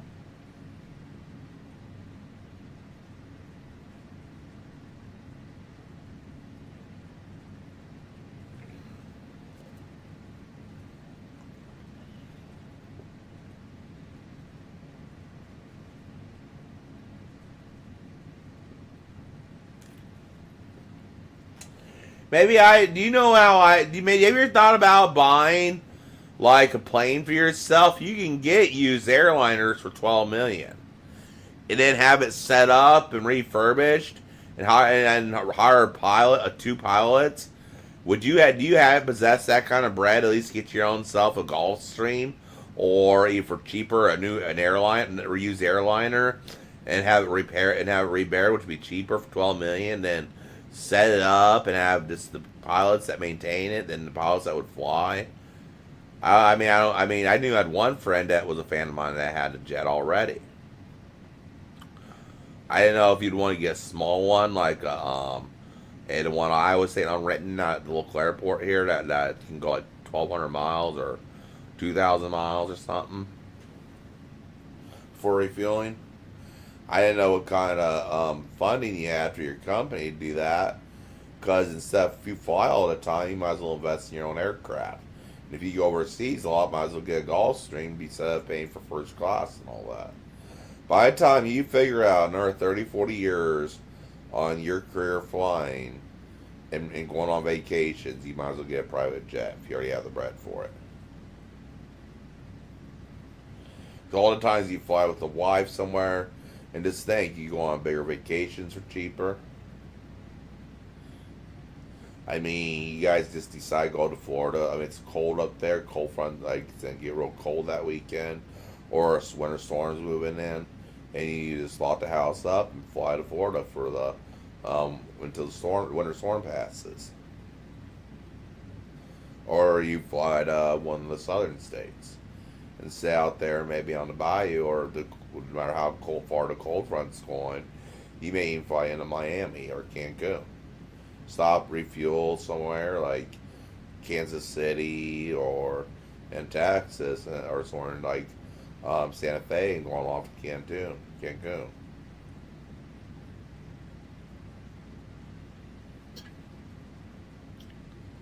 That'd be the wise thing, and you get enough. It probably sets you back, but you probably got enough credit score to get one. Walk in the airline and say I pay, and set up a payment plan that you can afford for over, set based on you imagine how many years you got left, and insure the heck out of it, and you probably have one. Make sure it lasts that long. Have people who are professional in flights, then base what kind of loan you get on, like a 30-year loan. Then when you pay it off, pay the loan off quicker, so you don't have to pay all that interest. Make sure you get a good number, so you pay twice that is, then pay it off, and then be a new one at least every 15 years, going based on a 30-year mortgage. Or so, I don't know how that works, but that's the kind of mindset. I heard it's a mindset of rich people where they use credit cards and pay them off real quick to live nicer than they get in their means. That's what I was trying to do until before my money from my brother ran off. I was buying credit cards and clubs like Finger Hut and other places and paying them off immediately and climbing my credit score. Then I was going to do some type of thing to earn money online and just charge and pay off payments and pay off in 2 months the credit cards. So then I get a high credit limit as my income came in. Quick money right there that I know I can back it with my income.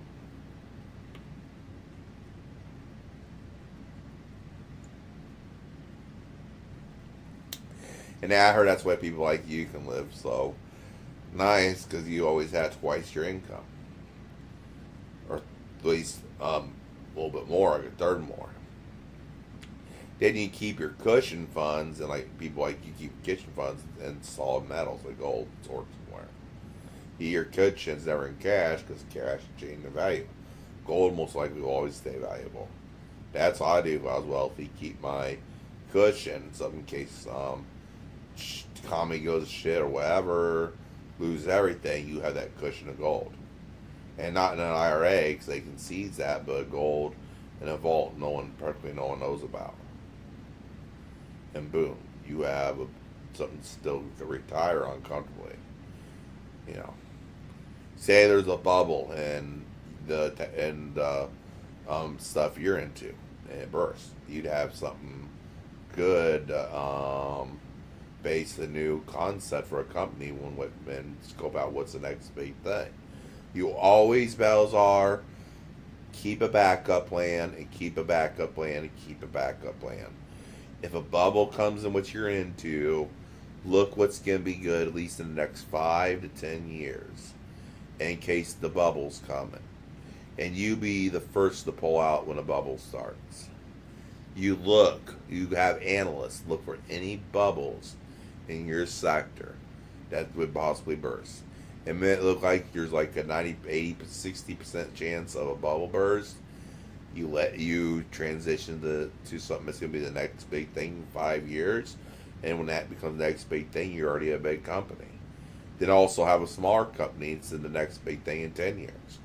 So you're always backed up. Fall back on something that's going to be something that, and then you're already starting on new preceding technology. If it means going back to college online to learn different technologies or hiring different type of people to work out LLCs, work on what's going to be the next big thing, and maybe if you have to invest analysts in all of them to see when to pull the plug, even this company.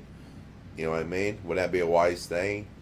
I may have been an investor in my last lifetime. I may have been a financial investor. The way I talk about how you have a backup plan, you see your failures as not as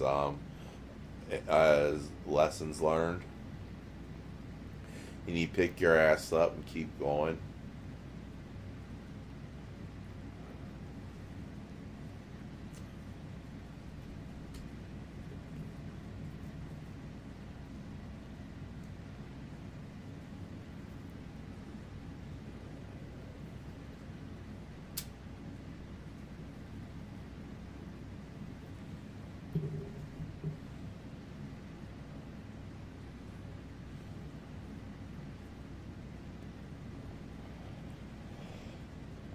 Cool.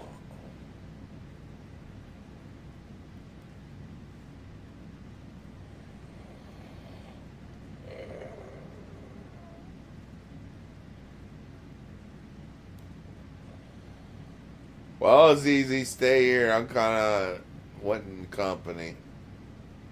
I found an extra blunt to get me by till tomorrow when my new shipment arises. It took like 10 days to get here. Remember last week, week before, when Behelzar sent me $200 to celebrate Trump's inauguration? Or Trump's election, November 8th. Remember that? Or back when his inauguration? Well, I'm just now getting the hemp from that order I ordered on January 20th. From that $200. They rerouted it to the wrong airport. Indianapolis did. Plus, there was some holdups in California due to the wildfires where they're shipping at different facilities to avoid the fires.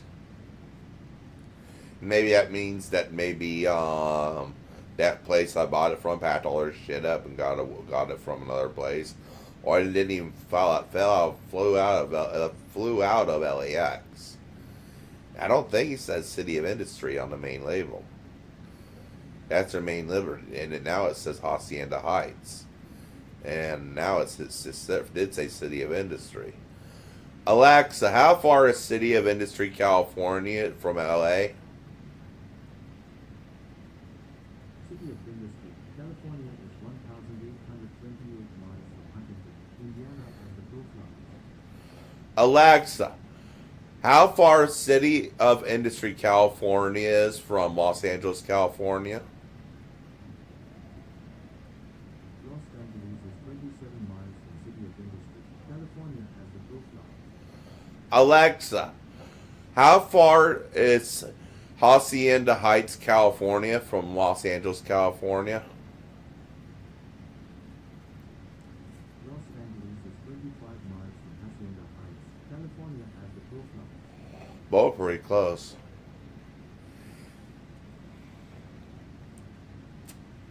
But City of Industry is a bit further. But maybe it's away from the fires.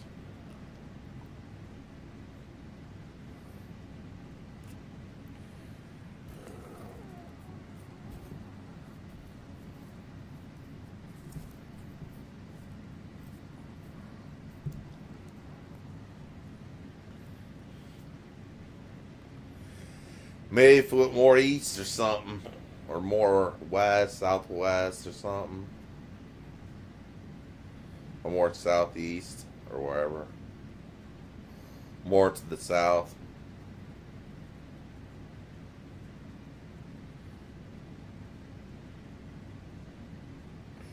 Aren't those fires born? No, the fires are born from west to east to west. So they probably blew away from the fire. That's right. The mountains and the woods are behind California, or east of California, east of LA. You got the mountain regions behind there. Then you got the mountains. You got desert region. That's all. That's not the rock. That's not part of the same mountain range. That's all part of the mountain range that goes clear up through Oregon and Washington State. The what mountain range is that? I try going by memory on this. Well, being stoned don't help either. It's all part of that mountain range, and you got desert, then you goes in the Rocky Mountains, then you have part of the Ozarks, and Missouri and Arkansas, then you got the plains, and you got the Midwest, which is pretty much same thing as the plains, and you go down, there's Appalachia, then there's the deep south, and then on that place around where the Ozarks are, Arkansas, it's called the Mid-South, by the people there, then you have the Ozarks area, in that region. Then you had Cajun country for the south, then you had Texas. I kind of know memories of what each people call their areas. You got Texans, and you got the Cajuns, Louisiana, and you got the people of the Mid-South, and you got the Ozarks, then you got the up north, you got Minnesota, kind of what they are, where they are kind of the more of the liberals in the Midwest. In fact, Wisconsin's known for being liberal. Minnesota's liberal. It used to be conservative, and Minneapolis used to be conservative.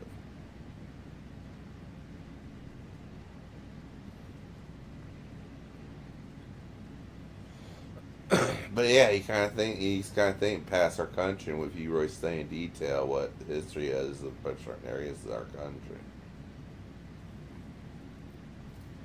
But it all started in New York. That's where all that influence went out to California, then Chicago, to New York, but really started in Chicago probably.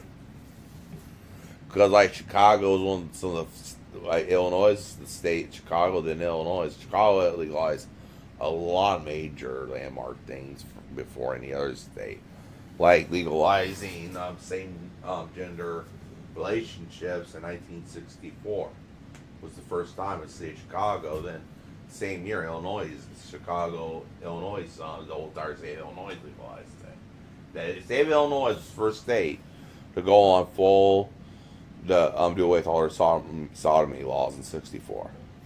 The first state, and that's when the gay liberation really started, was that state. Because that was the first state to totally do away with their statewide, their sodomy laws. First was in the city of Chicago. In fact, some of your first legal porns are filmed in Chicago. And the ones that were done in the mid '60s are filmed in Chicago. You can tell by the landmarks in the background, because a lot they kind of have it out as like a little, they have like the little thing in the front, and however, you see different Chicago landmarks. But the porn is is real vanilla, you know what I mean? Like they may have the man dressed in a dress and cross dress, and the old man says their watches, the young man, the young twink is cross dressing in a proper housewife dress, cleaning the house and stuff, and just stuff like that. Well, the old man just sits there and watches. He picks up Mel Escort, makes them clean the house in a sexy maid's outfit, and then it's over with. That's all the early gay porn was like. I mean, because of how society viewed that stuff. Now, you had what was called stag porn. That was mostly straight. And then you had the gay stag parties, which police would have raids on hotel rooms and everything all the time. They'd raid them. They'd find out about where they're showing pornography of adults, practically all adults, and just adult men or whatever, and they'd bust those parties back in the 40s and 50s. They had to say the films between two adults, man and woman, be filmed, and they distributed these stag parties in the 50s, and the police actually raid them in hotel rooms. That would be like drug raids. But in the 50s, they used to raid places where homosexuals were known to keep cat and congregate, like bars that are known as safe zones. And they would learn the key word, what the gay men would say. They'd have a certain word or certain greeting. And then the police find out and pose as gay men. Kind of like how you have the Christopher Hansons of these days and that one range meetups and Colorado Pet Patrol. Well, they did the same with homosexuals in the 50s and 60s and further back.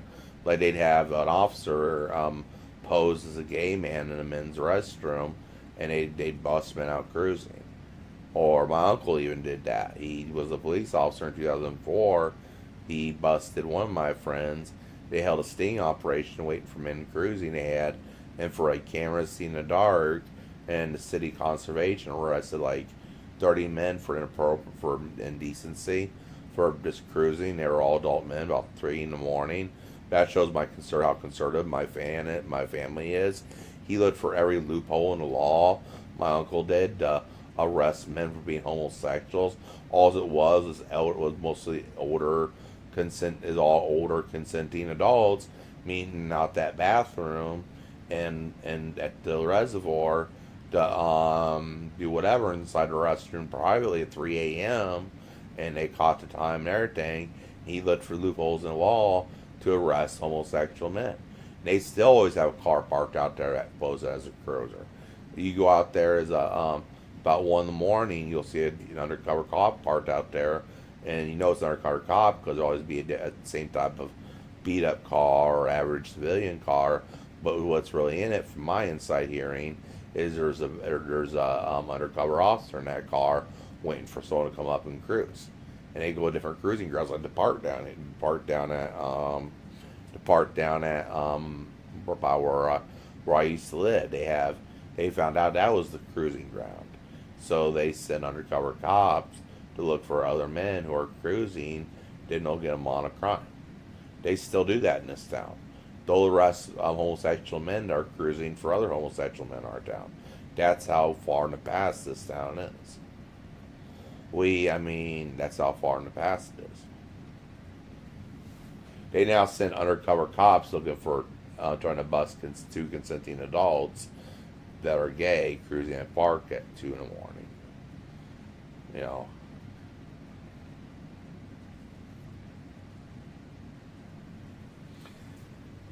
I guess that's kind of good because you don't need that in parks. I don't know. I'm kind of both minded.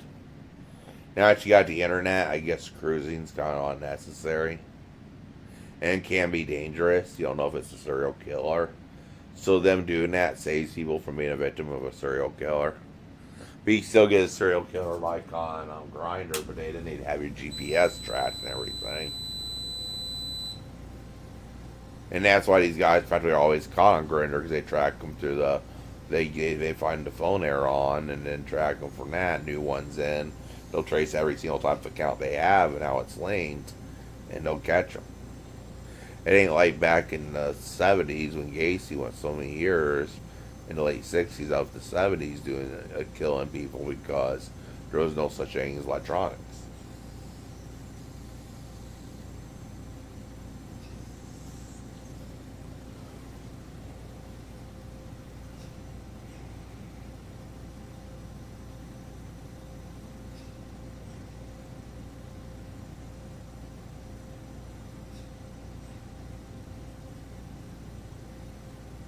I might do more gaming soon on this kind of fixed.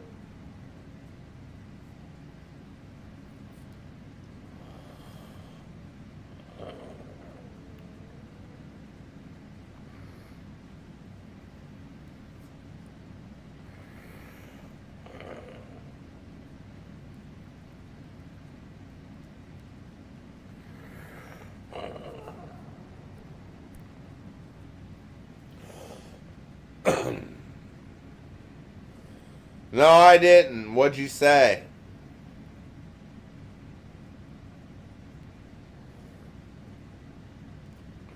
I'm kind of stoned. I found a hemp blunt in my shelf. Or must have been an error in the script of the YouTube chat. What'd you say?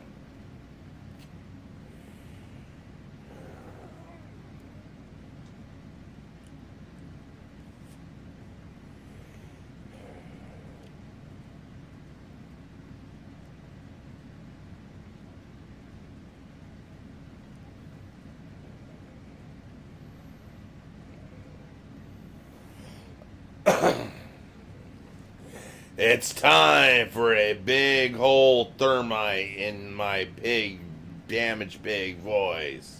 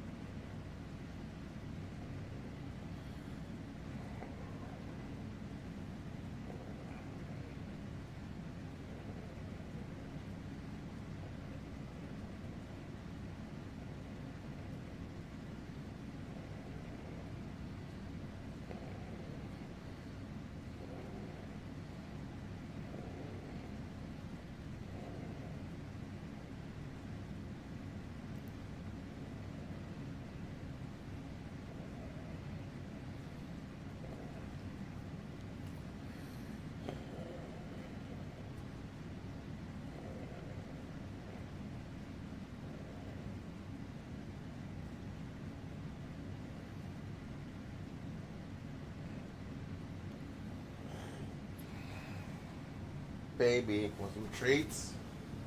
Yeah? Okay.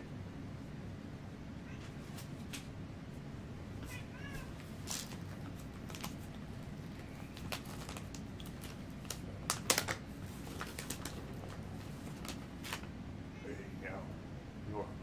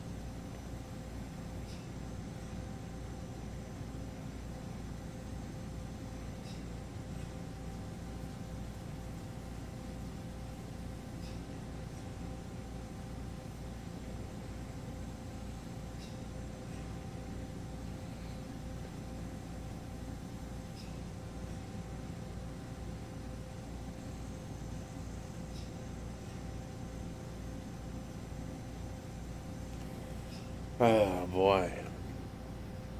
I need a baby cuddle time. Will you do that for me, baby? Yeah. Okay, we need to go look at the look at the keyboard, watch chat. We just need to have a cuddle time again. We've had a cuddle time a long time.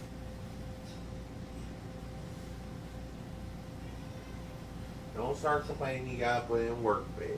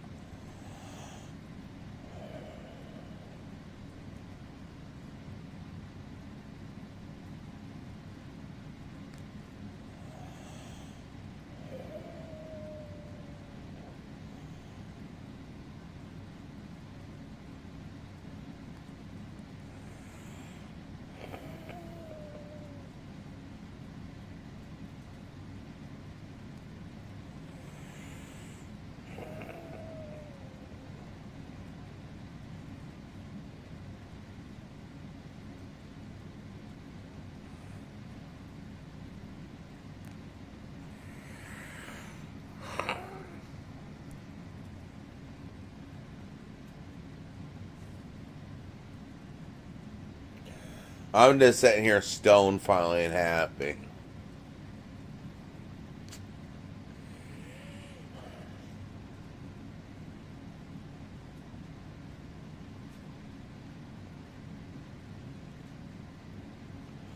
Bells, are you still here?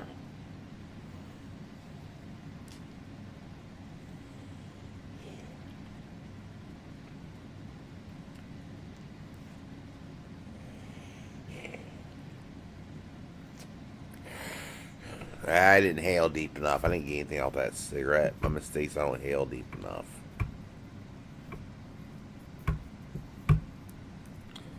Can't get deep enough in my lungs.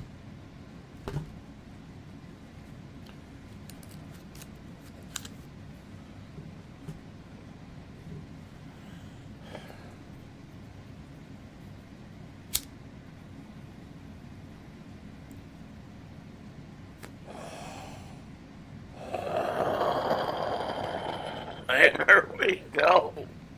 They got me.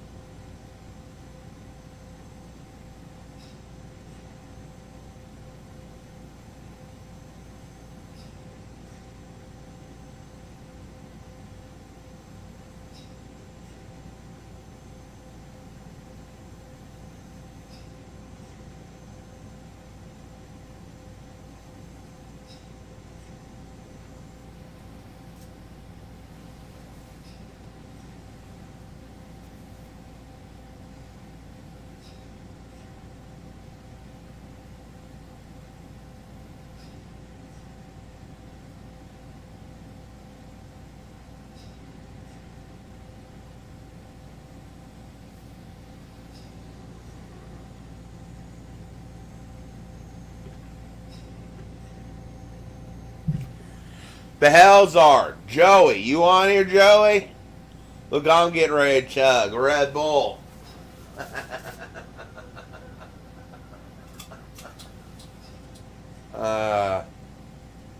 Sorry guys, I was a little buzzed. I found I've done partial of a good portion of a hemp joint. A hybrid mimosa. So I was a little stoned there and spaced out.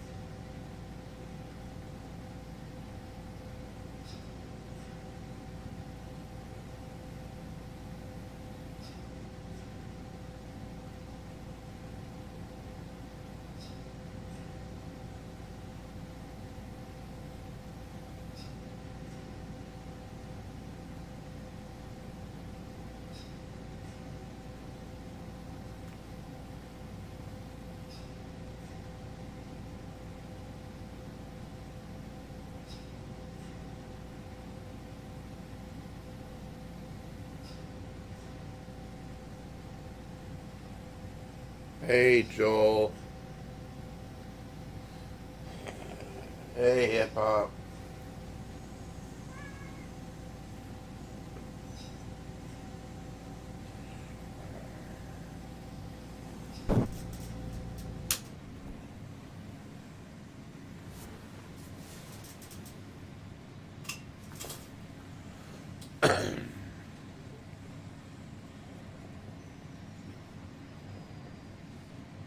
No, I didn't. It's my new diabetes medicine. It's really decreased my appetite.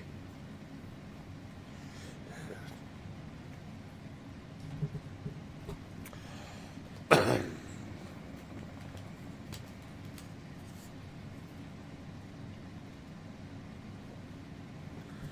know.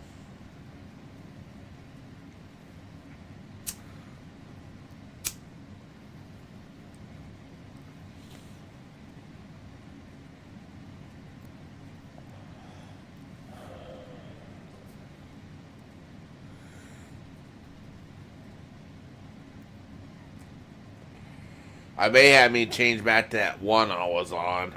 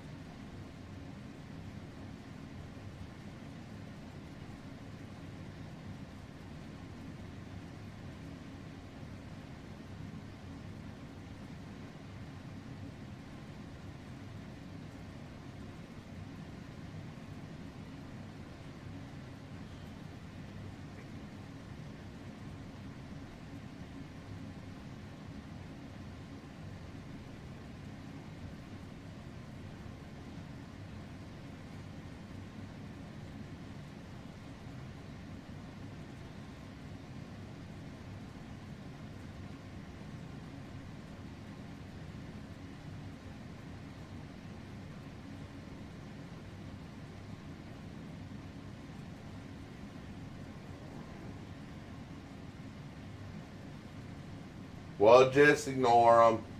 Just tune them out.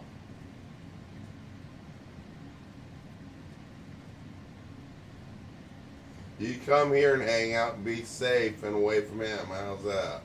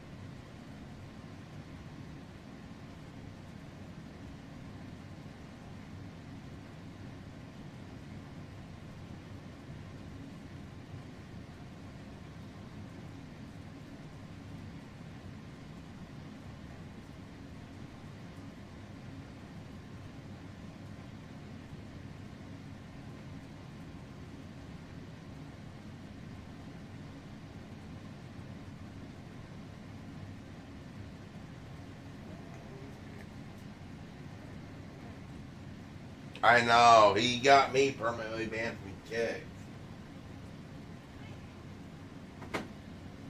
I just tried to write Kick tonight and they won't take me back ever, they said. Because of him.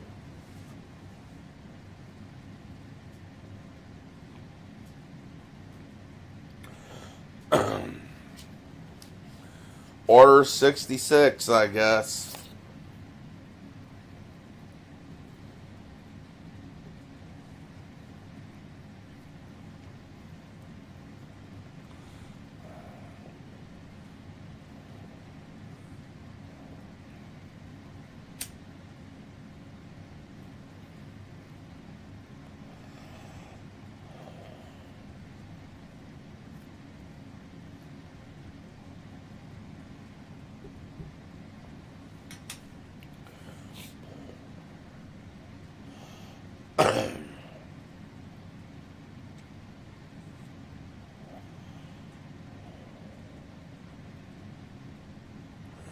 He wouldn't fall for it this time.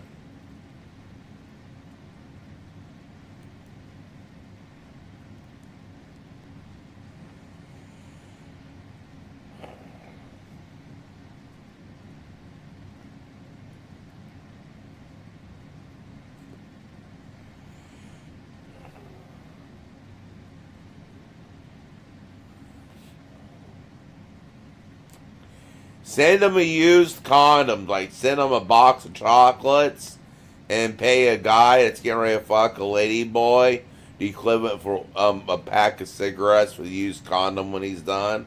Like a dirty old man getting ready to go and fuck a lady boy, provide him with a condom and tell him you'll buy him with cigarettes if you have the empty condom when you're done, not used condom when you're done. Then mail him with that condom with that old man's jizz in it. And make sure he's fucking like a real cheap male prostitute that shit on his ass. So there'll be shit all over the condom and old man cum in the condom. Like a male that's like really cheap.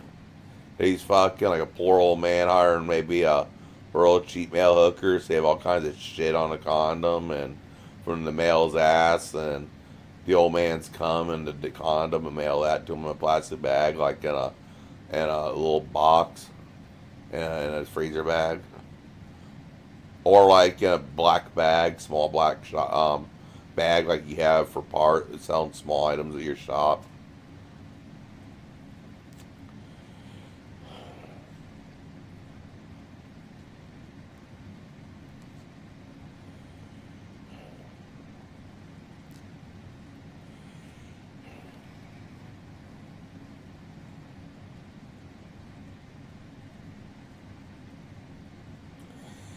Or a dead, yeah, dude. Yeah.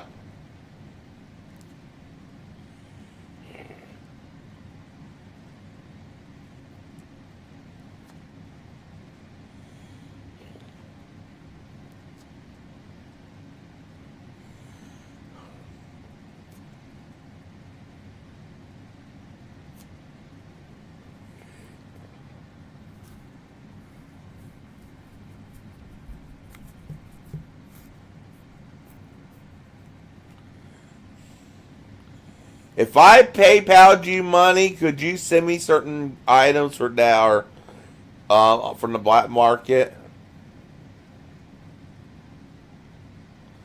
Like, I don't know, certain stuff I could really use from the black market. I don't know. It's just like maybe rare religious books or stuff like that that's going for real cheap that people don't know what they are, but I know what they are. And they're like rare artifacts people may be selling that don't know what they are. I can tell you what they are. I'm looking in the clutch.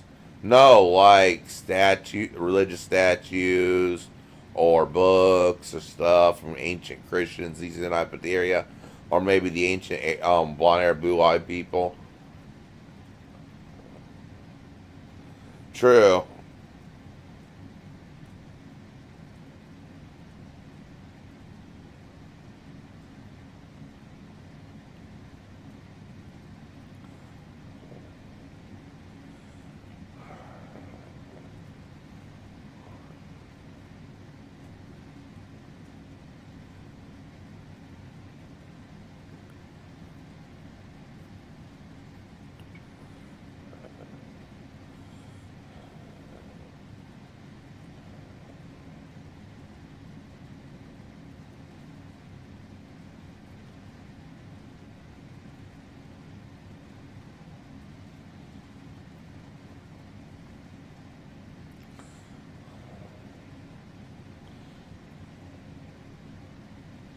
I don't know, and I don't want to think about it.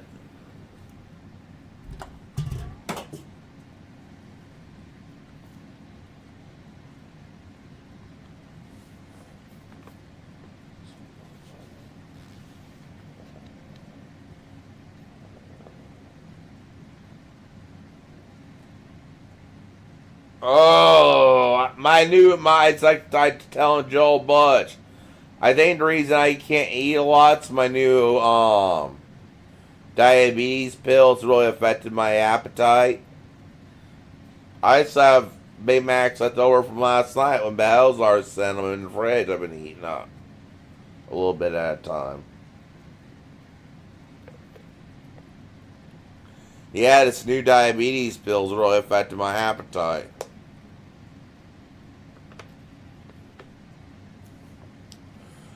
I do cut good farts on this diabetes pill. I farted on my nurse today. Remember that? They actually get me money on Cashap, farting on the nurse. I know. You should send me money for that one, farting on the nurse.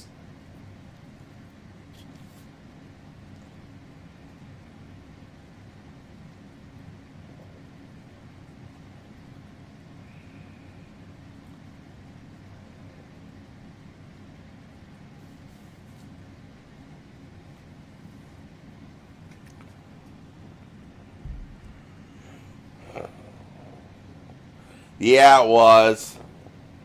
Like I said, I'm a dirty old man. If only me and Charlie Sheen could party together, we'd be bigs.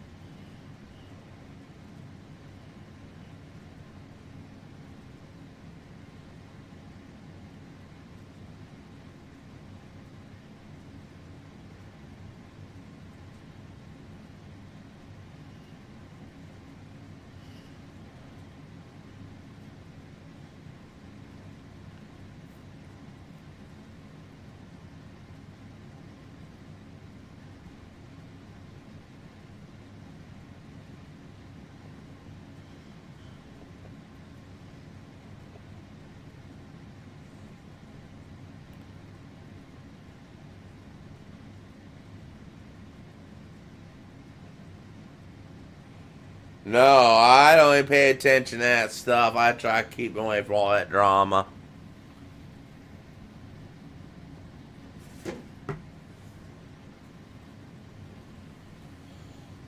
I'll look it up on YouTube though. Boss Man Jack and see what people are saying. I'll get updated on everything. I'll play the video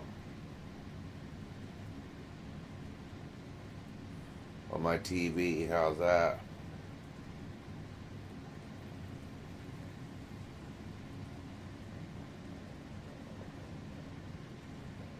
Yeah.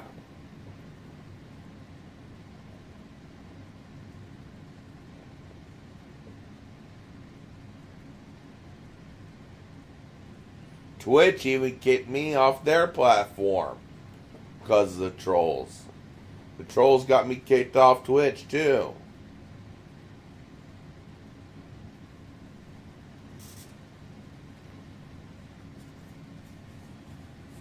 I don't know. Maybe I have like some dark intentions on me on a certain group of people. I don't know.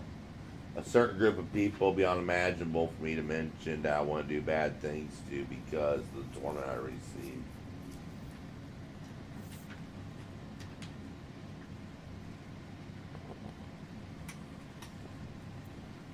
It's easy as easy. I hit them where it's worse. I can wait a generation or two. I'll probably have a long lifespan. Wait till he has kids. When they're getting ready to graduate high school, something horrible happens to them. One horribly dies in middle school. One horribly dies in high school by accident.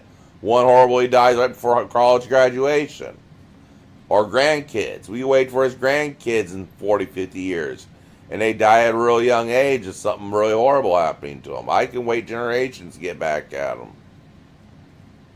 Fine then. I'll wait for his brother to have kids. Kill his great nephew when he's elderly.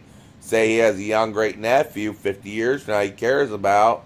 And he comes up missing and found gay seed in the field. That I can pay off some weirdo to do in 50 years. Hell, in 50 years that stuff probably be normalized. So 50 years, maybe his son takes up a career at a young age, it's completely normalized. That would seem totally horrible to us now. And you don't know what's going to change in 50 years in society. You know, tell a person that gay marriage would be legal back in the 1960s, they got to be committed.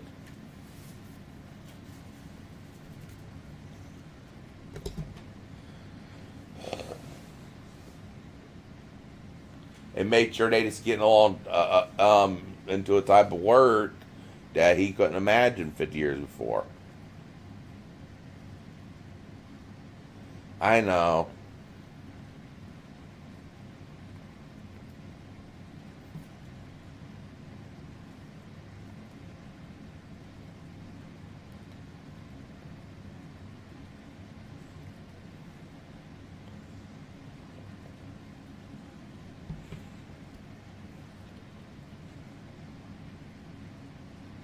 I know.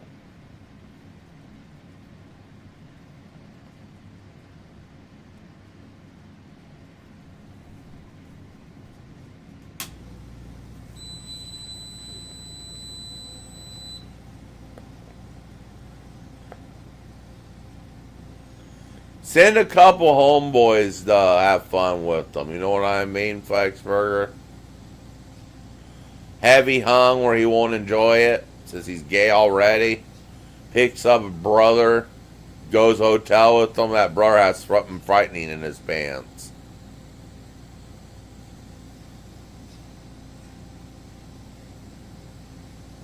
Since he likes taking it from black guys. Is he in the Buffalo area?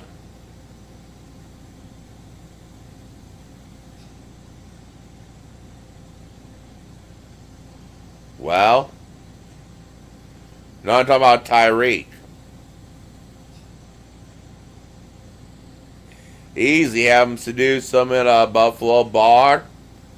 Sometimes seduce them, take him back. If he's packing 16 inches, don't warn scuff, no lube, and just ram it right in. And keep on going no matter how loud scuff screams. hold his mouth shut and keep going, finish, and leave scuffed, bloody rectum.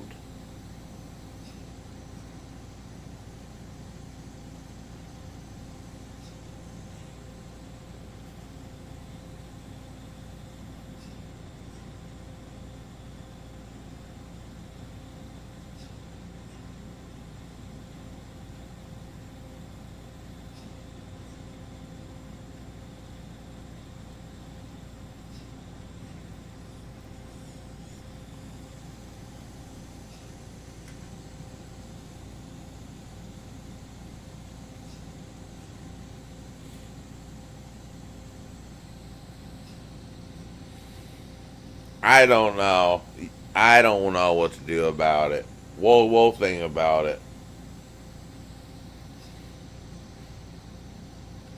Or we'll let him destroy himself. He'll soon self-destruct like the rest of them did, like Daniel Larson, Boss Man Jack. They all self-destruct. Let's not self-destruct ourselves along with them. Or let them self-destruct us. We gotta let them self-destruct themselves. How's that? You know, look how much Boss Man Jack is self-destruct. Before him was, what was his name? That weirdo on TikTok, Larson, Daniel Larson, self-destructed.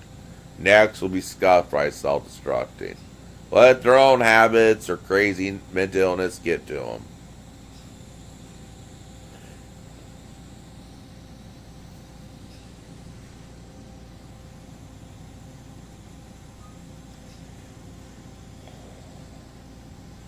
Maybe we could tell Scuff, maybe since I like Scuff's body, or since I like Boss Man Jack, tell him I'll PayPal him $10 if he jerks off for me on video. Can someone message that to Boss Man Jack?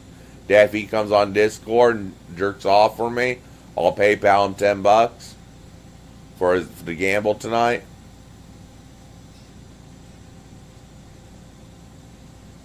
Jerks off, has a smoke, does whatever I says.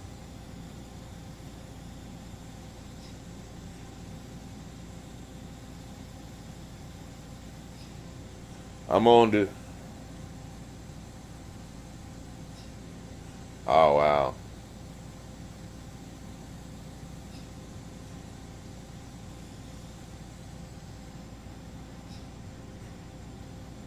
I seen you try to call me the other night, Azizi. What was that over? Speaking of Discord calls.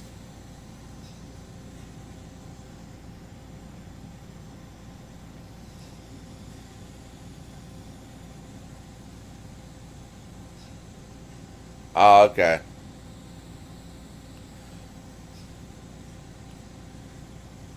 Maybe you can invest in my stream. You know, I've been streaming a lot, talking a lot more instead of sleeping.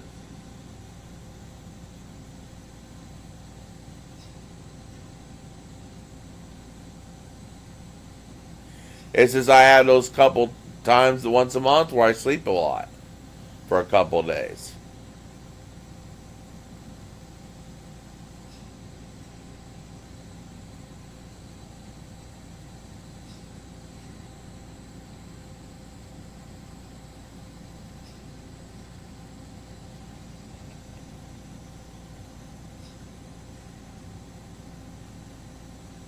No. I get that soon, though.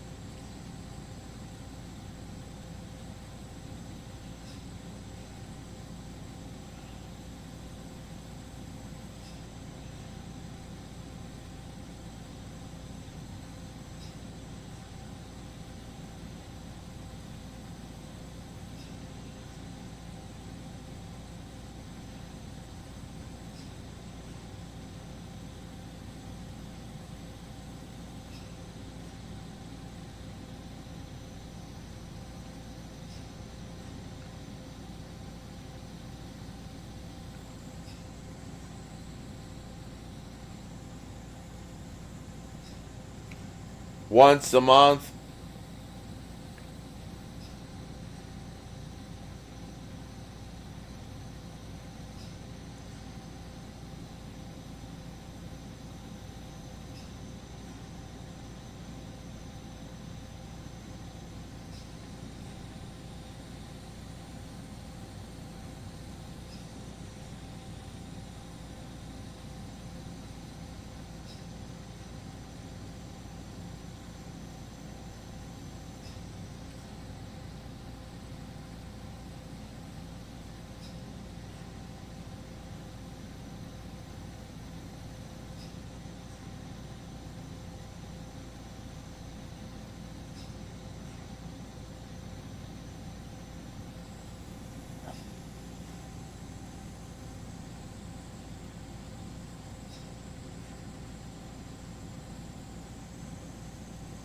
Sure.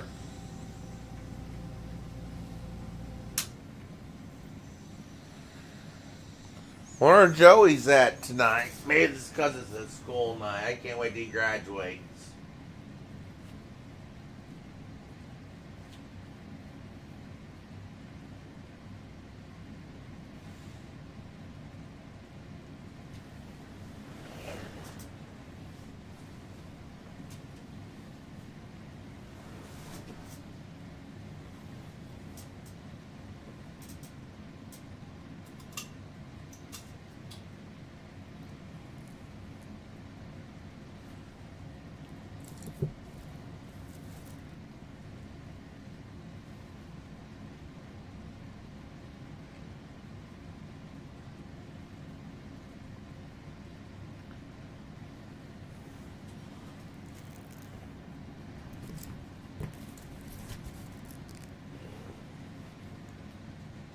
Oh, toke.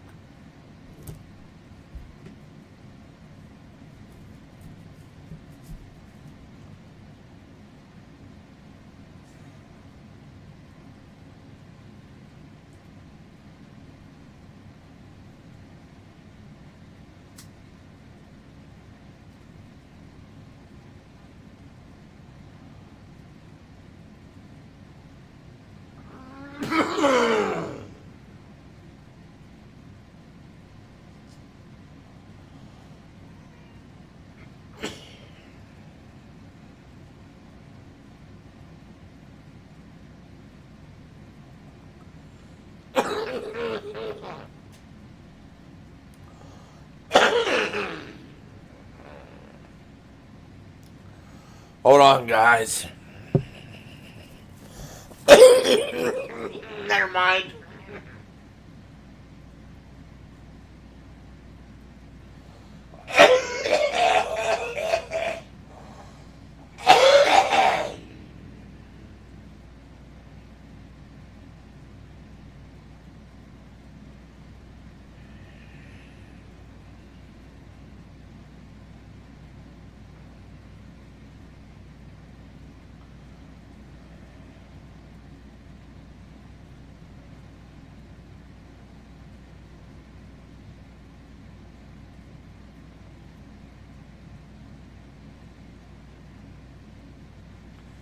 I'll be right back. I gotta empty some DNA, if you know what I mean.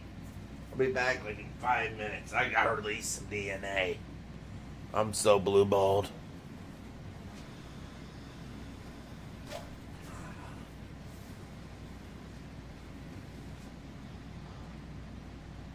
Yeah, I'll be about 5 minutes. I'll be right back. Stay here.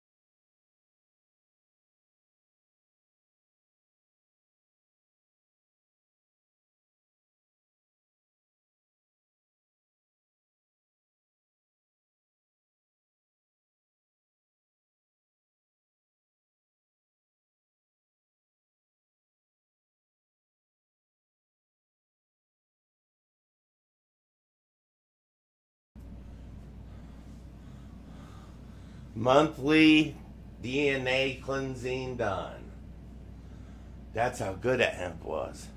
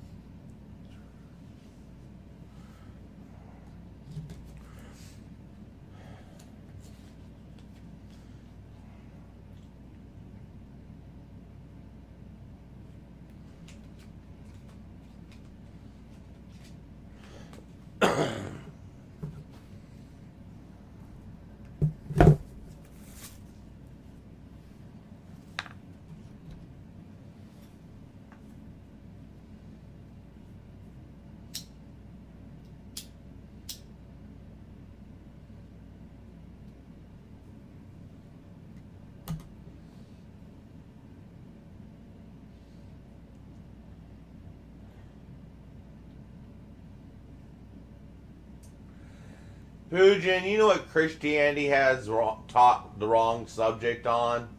Self-preservation. You always see the fucking Christians after the Old Testament. They were badasses in the Old Testament, the Hebrews. They went in there and did they cleared out all their enemies.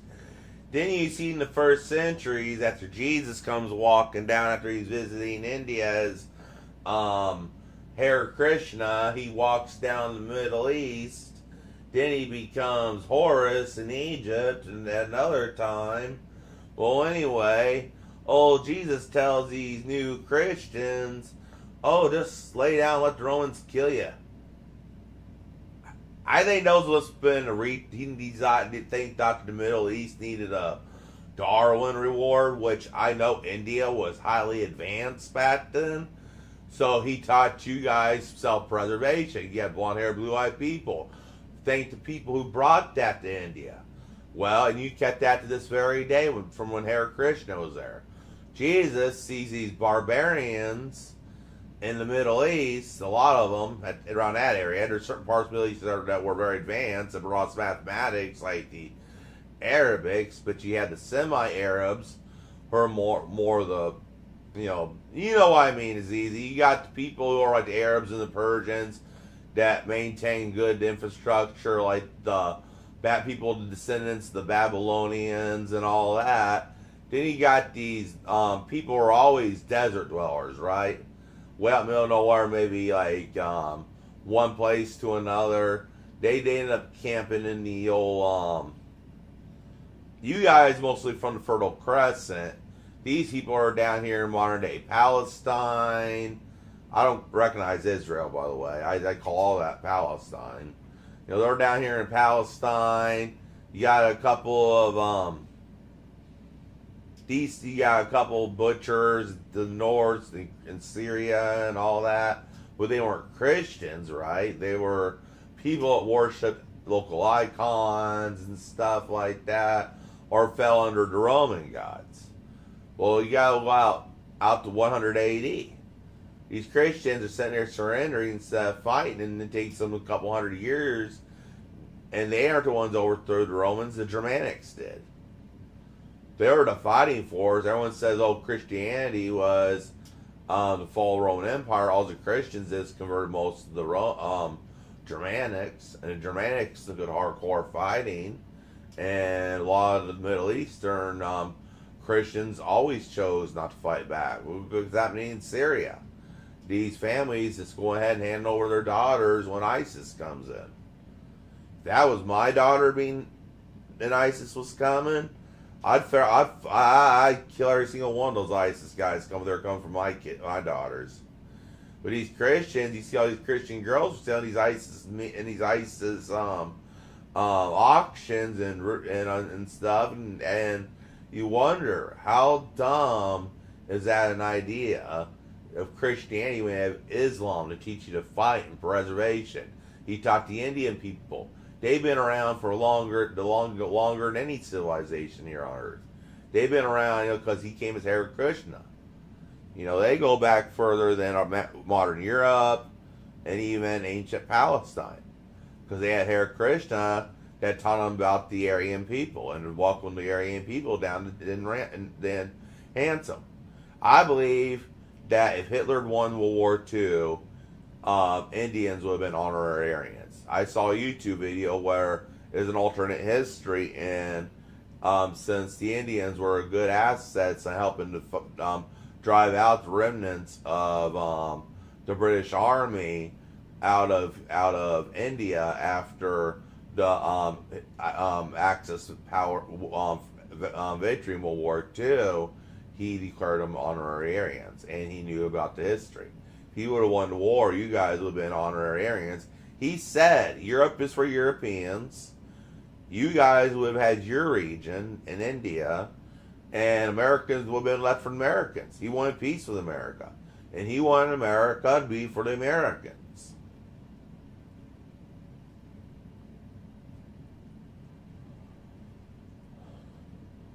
And all these Nazi skinheads go out there and do senseless violence, hustle drugs, run prostitutes, do this nonsense. They would have been massacred on the night of Long Knives. I mean, if I ever I go to prison for, I accidentally launder some money. I take some lesser crest advice in with money, just to be vague. And I'm sitting there and I'm reading a book on philosophy and the Aryan Brotherhood. I have my cell real neat. I'm just that quiet guy. Aryan Brotherhood comes up. I already have enough on my books. I'm there.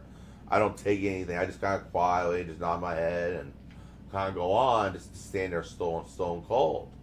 And always get there stone cold, and they see my book, reading philosophy, all kinds of books on religion, stuff I was allowed to bring in.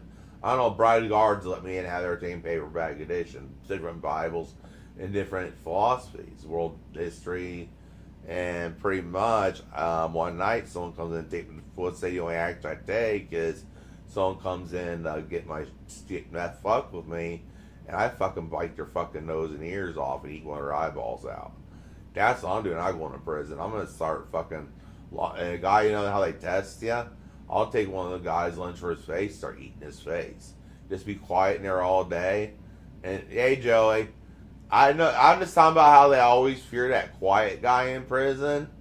So if I was ever in prison, I'd come in as being this real quiet guy. Nicely go to my, hopefully single man cell or my area, bunk, lay down my stuff and commissary items or stuff state or feds give me, and I just sit there quietly. Go to the table, eat dinner, not associate anyone, just stand there quiet. And by the time I get there, someone's gonna start stealing my stuff. I just lunge at the nearest guy without saying a word and invite to eat his face off. Instant respect. They know to fear me. That one act of violence in prison, if it's extreme, we get everyone to lay off. That's how I say an animalistic nature. If they know you're nice, you're a decent person, you don't have no problem with nobody, but don't piss off the inner monster. I think that would be well respected, and that'd be a way to stay out of prison gangs and be a loner.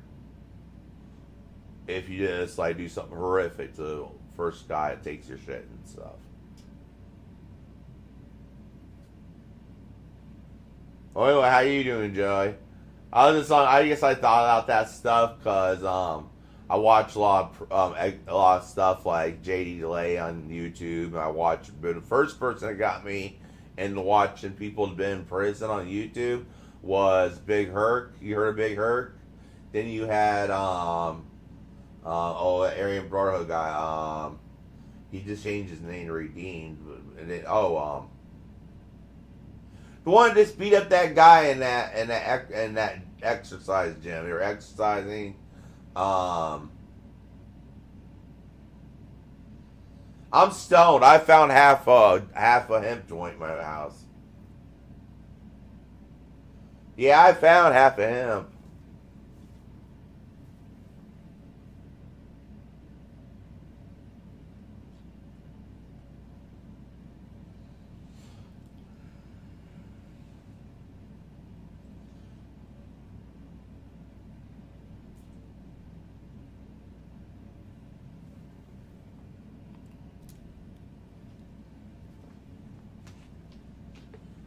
Tomorrow it'll be here.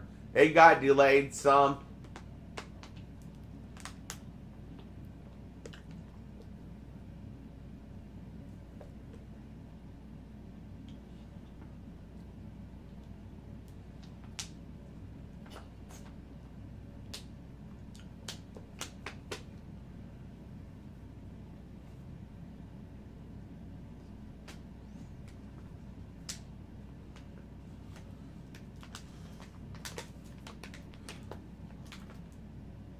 California. It was in Indianapolis on the way to Fort Wayne last I checked.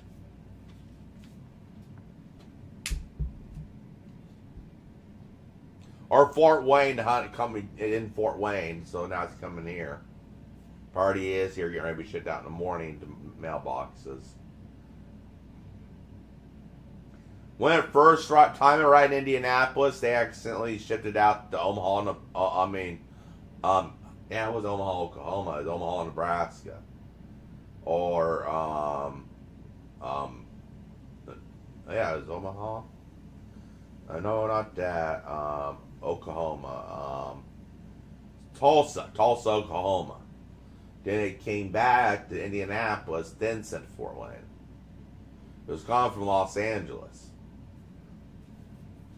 Yeah, I get from Element Vape, and it's cheaper than Bay Smokes, and they're out of Los Angeles, California. I buy that good California hemp. And you know, I like Florida hemp. California is the best shit. And these rollies are all, most of them are Florida, California hemp. But if I want the flower, but that's expensive. And then you get more. You gotta get 3 grams per, for 3 grams is only like $5 of this shit. Or 1 gram, 2 grams. I get like a 3 gram. I get like 3 grams for like $7. That ain't. You know, I just ordered 20 grams for like $50. And they're big old rollies, 10 bill rollies. It's coming my shipment.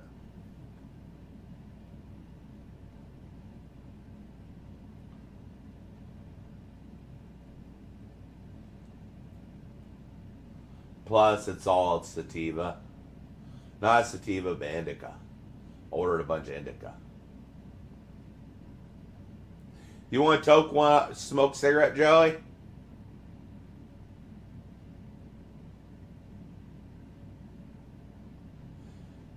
Oh, I remember when all hemp was illegal, except for in a few states. Maryland was the first state to legalize it, and I went down there when Maryland became the first state, and you weren't allowed to have anything made out of hemp back then, except for in Maryland. And I stopped at a store, and I was like 14, talked to some chick, I was hitting it up with some chick there, and she's telling me about how neat hemp was. I was like 14, she said she was like 15 or 16, I was flirting it up with her. I remember being in that hemp store, a photographic memory. I'm flirting with her. She said she's from the other side of the. She's from she's from there in Maryland, somewhere across from the bay. And I was just talking to her, flirting with her, and I said, "What's this? Is this hemp?" I thought is that some marijuana? Is that smoke? She's no, dummy. That's hemp. It's legalized here in Maryland. And she's like, we're the only state in the union that allows hemp products. I'm like, really? I'm from Indiana. Can I smoke if I buy this shirt, I like smoking, get high, and she's like, no, you can't get high from hemp, and she's like, kind of giggling about how I didn't know about hemp, and because I was just used to, I ain't tried reefer yet in my life. I was like, I like this wallet here. I might buy this wallet, and it had like a marijuana leaf and a hemp wallet, and I thought I got it, and I ended up selling it to a friend, or it got stolen or something. I think it got stolen, or I sold it to my friend. Because I needed some money. I sold it to him for like $50. He gave me like $50 for it. He was one of the guys I want to hook up with. I knew he was bisexual when I was younger because he always had a shitload of money on him because he was a big time weed dealer. He's that friend I told you and ended up, when he got older, got hooked up in the Aryan Brotherhood and fucked his life up. Now he's sitting behind federal penitentiary for stealing firearms charges.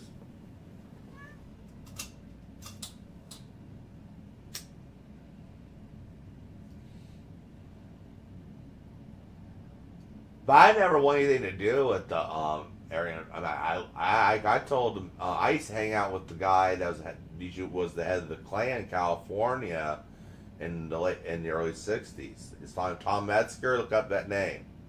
Look up Tom Metzger. He died 2020. Alexa, who is Tom Metzger?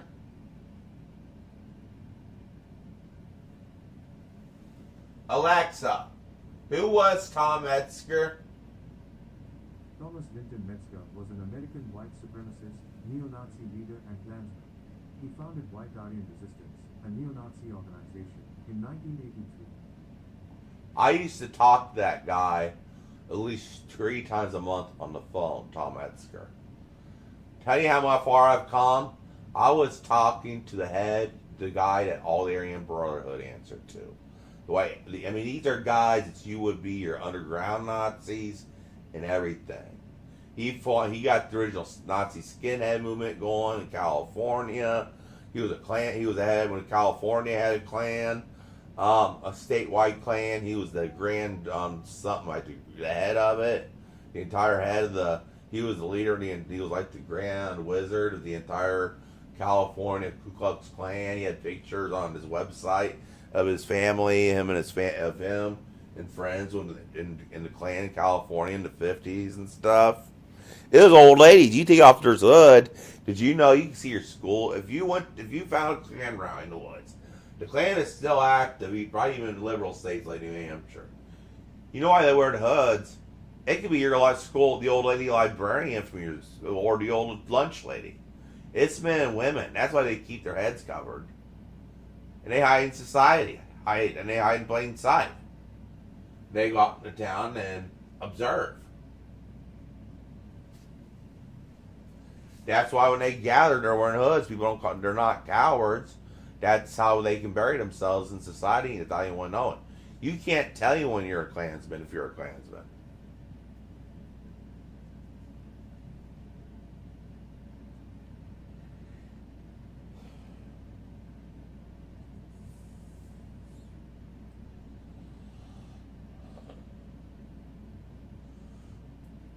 Biden's involved in all that stuff. I regret it now. I'm glad I didn't go too deep into it.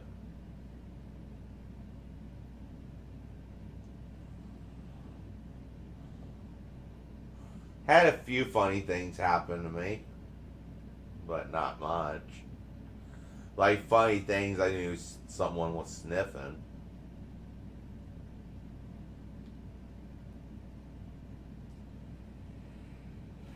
Let's say a certain organization, a certain agency was sniffing. That's why I say I can't fly, because my deal is Tom Metzger, Joey, so I couldn't just get on an airplane and fly to Florida, because I'm probably on the no-fly list. And I've been visited by the FBI over my involvement with people from Libya, and saying horrible things about Christians and getting what they deserve when they so-called go in there and force Christianity on Muslims. Because then I just explained it to the FBI, hey, it's just like a death sentence when you convert for that Muslim. They'll go back to town, and everyone finds out they left Islam, they'll be burned to death. And you hold them hostage, a sandwich, and drinking water, and survival gear after a disaster war that person's government created, and hold water and other necessities a hostage. And if you convert to Christianity, you get that stuff. And the person doing that is from that country, destroyed your government and leveled your cities. Then they wonder why there's Christian missionaries being beheaded by people in Libya and shit. And that's the point I put across on a Facebook post. and got visited by the FBI over it. And I told her I was against that war in Syria and told her Assad protects Christians. Because you read your history, Syrians were Christian. Syria was a Christian nation, an Orthodox Christian nation. It's not a Muslim nation. Those are Christians we were fighting. Assad, he was all Syrian Orthodox Christian. We were out there for years destroying Christian nations under the guise that they were Muslim extremists because no one read their history. No one knows the truth about Syria. It was the most beautiful music comes up. I'll play you as Christian Syrian them. How's that? I'll play you music in Aramaic. It's the language of Syrian singing. But it's out of a Orthodox church in Bulgaria. But it was Syrian girls singing the music. So you can hear a Syrian young singer, Syrian. These guys are Syrian. This choir is a world famous choir in that part of the country. And I'll just play it on here, I'll put it on my phone. I bet you Azizi will recognize them and Pujan will recognize the group. But they're a famous Orthodox group. They're Syrian Orthodox. And then they go around the Orthodox part of the world where everyone's Orthodox, Christian, and sing. Have it saved in my playlist on YouTube.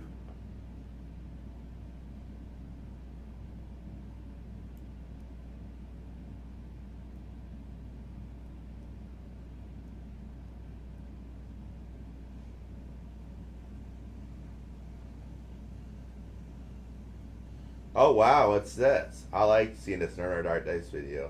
You know those tariffs President Trump announced he was going to place on Mexico, Canada, and China that the Democrats screamed at the top of their lungs was going to crash our economy and cause avocados to become too expensive to eat? Well, before they even went into place, just a couple days after he announced his plans, has caved and then agreed to put 10,000 of their National Guard troops on their border in order to strengthen Donald Trump's efforts to block the flow of drugs and people into our country. And Prime Minister Blackface Justin Trudeau up there in Canada also caved and posted this online saying that he just had a good call with President Trump.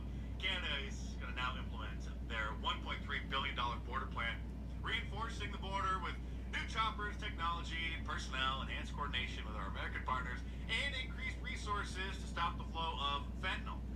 Some of it actually comes in through the Canadian border, and nearly 10,000 frontline personnel are and will be working on protecting the northern border. In addition, Canada is making new commitments to appoint a fentanyl czar. They will list cartels as terrorists, ensure 24/7 eyes on the border, launch a Canada-U.S. joint strike force to combat organized crime, fentanyl, and money laundering, and he also signed a new intelligence directive on organized crime, and we'll be backing it with $200 million.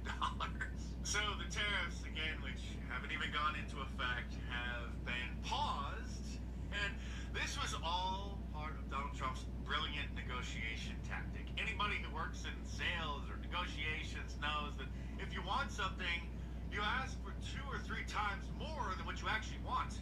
You know, if you want a 10% discount, you ask for 25% off. And then you negotiate down to what you actually wanted. And the Democrats are also extremely upset that DOGE, the new Department of Government Efficiency, has found that USAID, the United States Agency for International Development, has basically been operating as a slush fund for globalists and for intelligence agencies. And so they are cutting the fat there. It masquerades as an agency that organizes and funds humanitarian aid to foreign country, but here is our fantastic new White House spokeswoman, Caroline Leavitt, explaining some of the wasteful spending that DOGE found.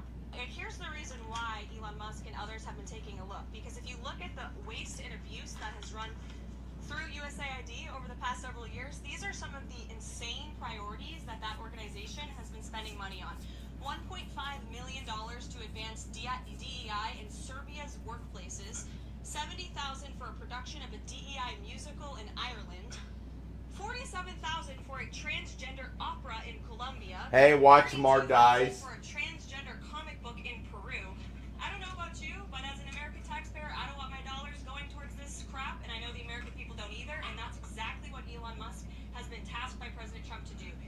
Watching Art Dice, he's pretty good commentary on YouTube. Fantastic, and as you can see, it's not just a humanitarian aid organization, and largely operates also as a liberal propaganda and financing tool, often working hand in hand with the CIA in order to facilitate and fund their information warfare and propaganda campaigns around the world, like this one, which surfaced 10 years ago when it was revealed that USAID Yep, go Trump. a talent agency in Cuba that was masquerading as just an ordinary hip-hop management company, which then facilitated, funded, and promoted various hip-hop artists whose messages were tailored to go against the Cuban government to try to help to foment a revolution over in that country. And if you're a regular subscriber to my channel, then you know my favorite topic, Operation Mockingbird, doesn't just involve the CIA covertly using mainstream media in order to gatekeep and spew propaganda, but as the Church Committee report reveals, which was published back in 1976, they were also funding various magazines and book publishers. Stay tuned because there's plenty more to come in this video, but real quick, subscribe to my channel if you're new here, because obviously you're not going to find information and analysis like this anywhere else. And the Democrats are equating cutting the fat with U.S. aid to a fascist takeover. It is really, really a sad day in America. We are witnessing a constitutional crisis. We talked about Trump wanting to be a dictator on day one, and here we are. This is what the beginning of dictatorship looks like. When you gut the Constitution and you install yourself. When you stop funding foreign countries' drag queen story hours and DEI programs. As the sole power, that is how dictators are made. What Trump and Elon and all of their Rudies are trying to do. Add me to that list, please, because I'm on board. Is take away the constitutional power of Congress. I'm sorry, but you can call your Hollywood celebrities who have more money than they know what to do with, and they can make donations to those foreign countries to fund those ridiculous programs. Also know this is just the beginning. Yes. If Doja attacks USAID today, then you can be sure they'll move on to another target tomorrow. Yeah. Who knows? Maybe it'll be the Postal Service, or the IRS, or even the Social Security Administration. Oh no! Not making the IRS more efficient, or, God forbid, lowering our income taxes. Since the January 6th committee has long since been dismantled, and was an obvious waste of time and money, now Jamie Ratskin is looking for a new hobby, so he jumped on this bandwagon. Elon Musk, you didn't create U.S. aid. The United States Congress did for the American people. Then why are we giving our money to foreign countries? Doing nothing for us. Just like Elon Musk did not create U.S. aid, he doesn't have the power to destroy it. And who's going to stop him? We are. We're going to stop him. It's all Elon Musk's fault. We're going to continue to give American tax dollars to foreign countries' drag queen shows. Elon Musk, you may have illegally seized power over the financial payment systems of the United States Department of Treasury, but you don't control the money of the American people. The United States Congress does that. Excuse me, sir, but you've been wasting billions of our tax dollars, so it's time for things to change. And now Marco Rubio, who is the new Secretary of State, is basically the new head of U.S. aid as well, because that department falls under the Department of State. Well, look, I mean, my frustration with U.S. aid goes back to my time in Congress. It's a completely unresponsive agency. It's supposed to respond to policy directives of the State Department, and it refuses to do so. So the functions of USAID, there are a lot of functions of USAID that are going to continue, that are going to be part of American foreign policy, but it has to be aligned with American foreign policy. I said very clearly during my confirmation hearing that every dollar we spend and every program we fund, that will be aligned with the national interest of the United States. And USAID has a history of sort of ignoring that and deciding that they're somehow a global charity separate from the national interest. These are taxpayer by these reports that they've been unwilling to cooperate with people who are asking simple questions about what does this program do, who gets the money, who are our contractors, who's funded, and that sort of level of insubordination makes it impossible to conduct the sort of mature and serious review that I think foreign aid writ large should have. That's right, sir, and thankfully the Trump 2.0 administration isn't just about talk, they're about swift action, and 2 top officials at USAID have been placed on leave, as well as 400 contract employees in the wake of Donald Trump's stop work order. So things are going great. You should subscribe to my YouTube channel for more great videos, and head on over to my online store, markdice.com, or click the link in the description below for some great t-shirts. So head on over there and check them out.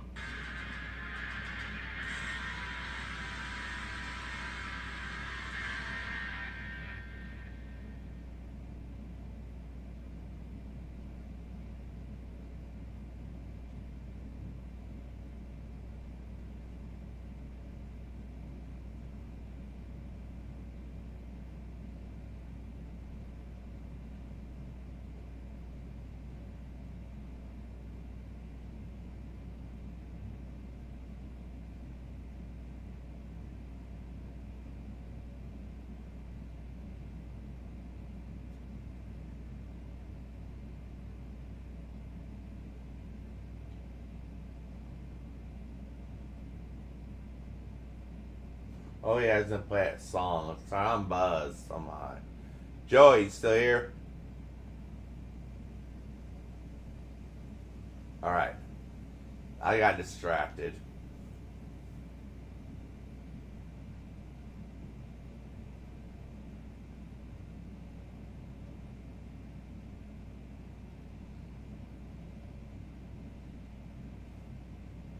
This kid's bully chased him into his family friend's house, then instantly regretted it.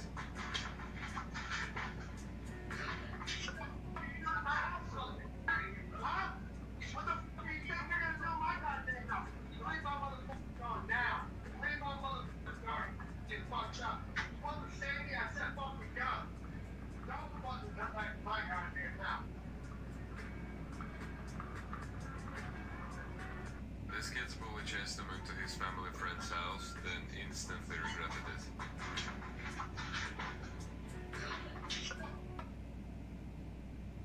Alright, now where is it?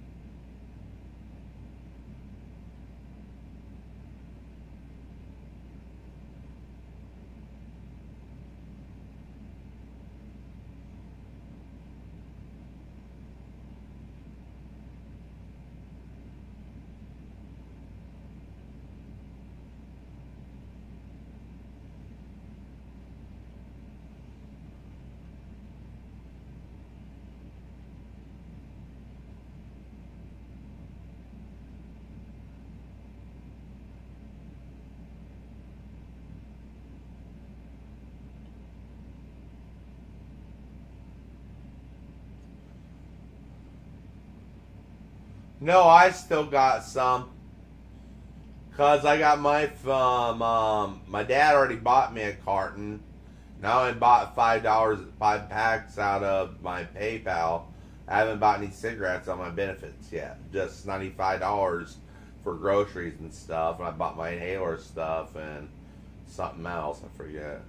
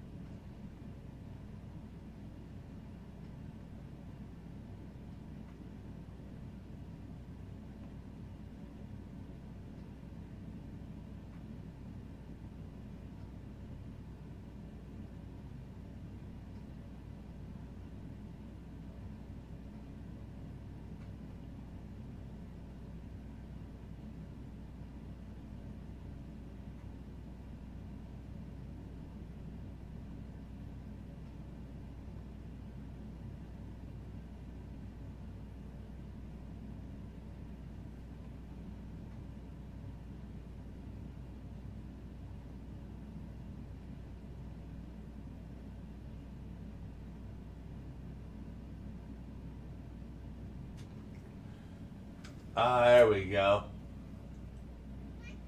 Hey, Joey. I was just distracted. I'm high right now, Joey.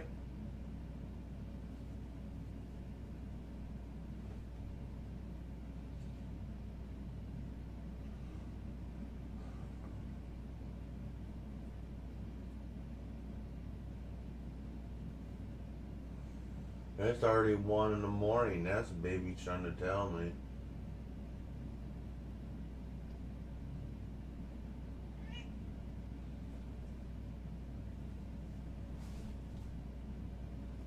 I'll get a couple groceries, baby. Is that what you want me to do with the remainder of my money instead of spending on something stupid?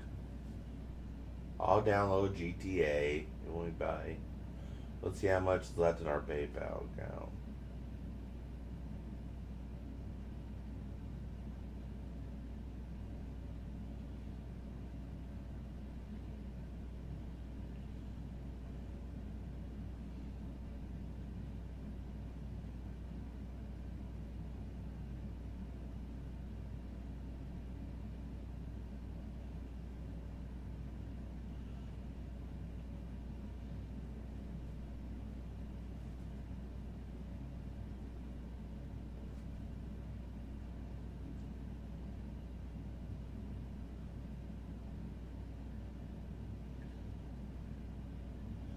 I know.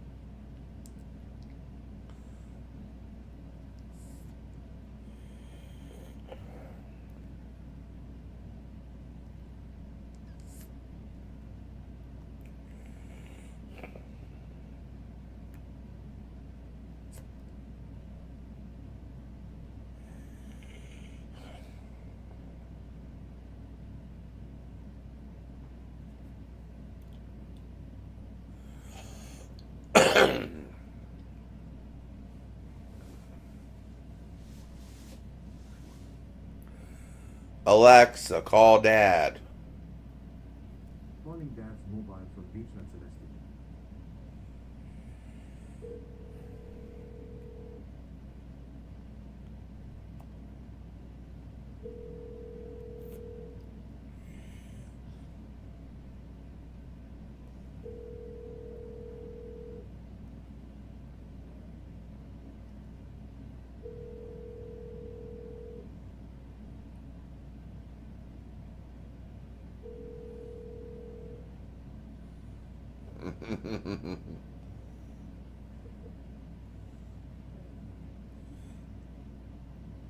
Hello?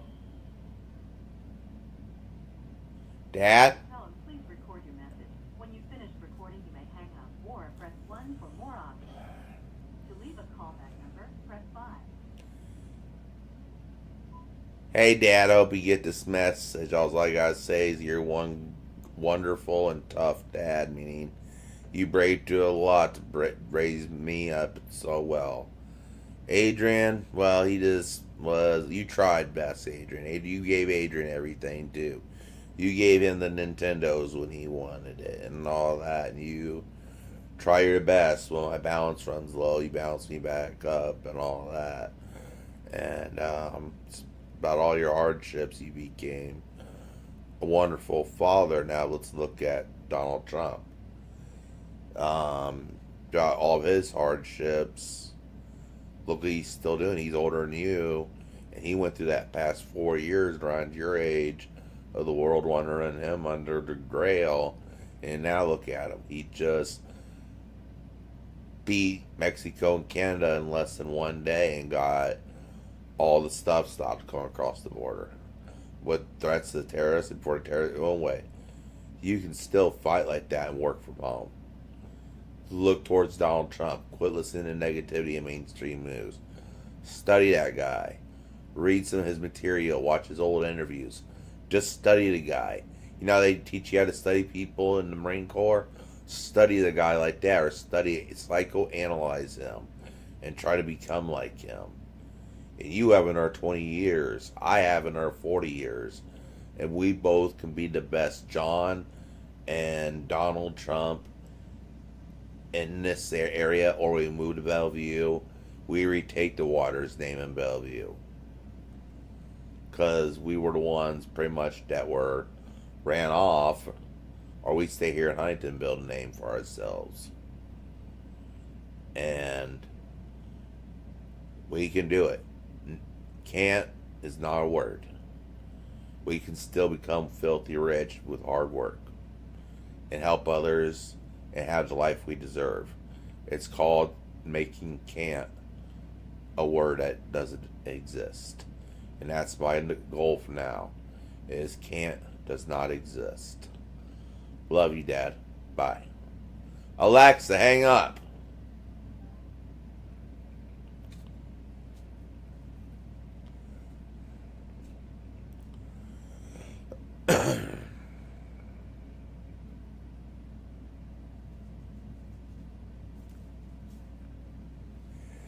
Want to toke up, Joey?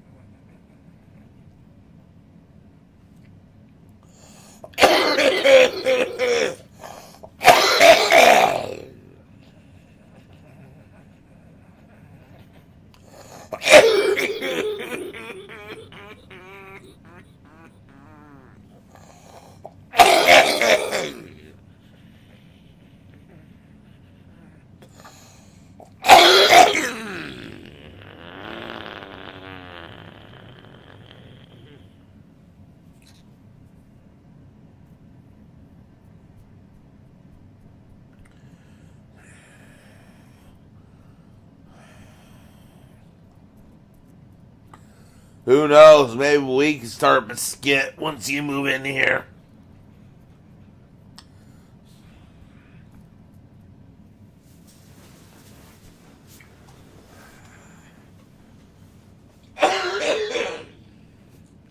We can start our own media deal from this apartment.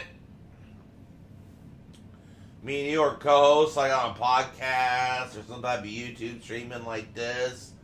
Like we arrange something that's a bet like a small what are those chairs with the long legs that you lay back on?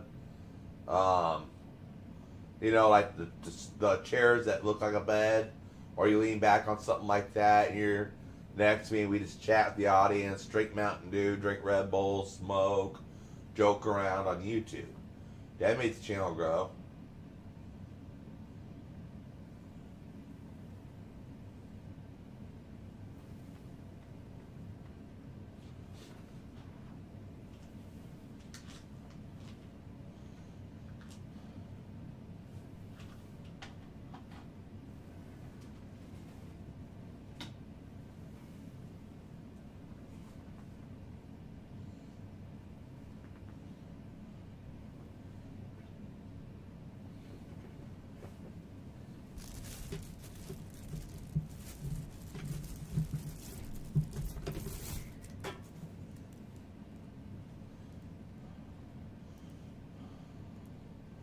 Yeah.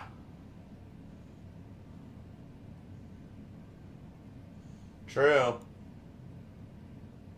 Or we computer game and we both have like on split screen somehow.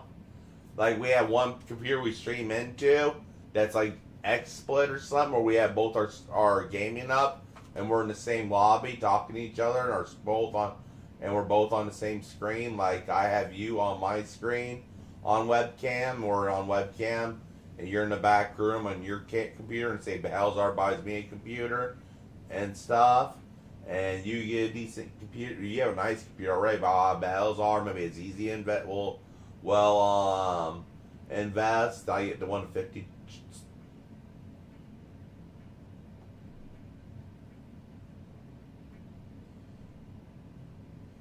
Yeah. Alexa, how many subscribers does PewDiePie have on YouTube? PewDiePie has 11 pro YouTube subscribers.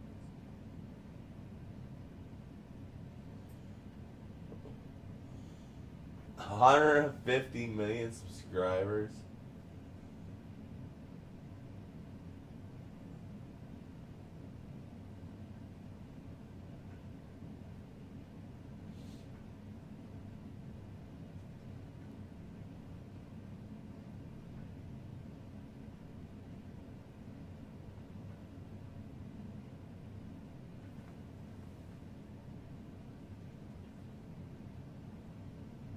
How's he become the most subscribers?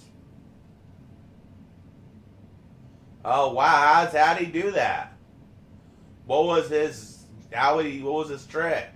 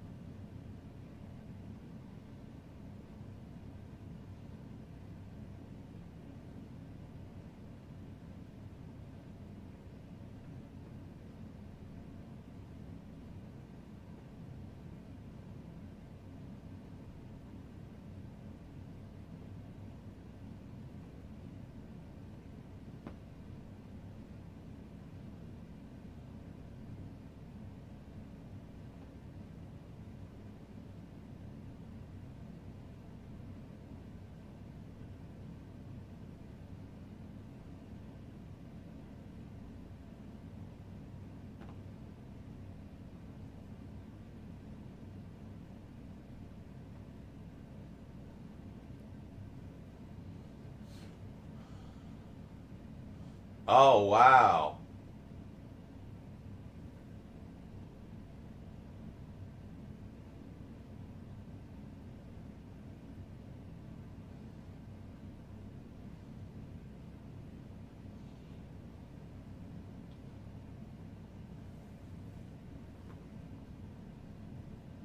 Oh, wow.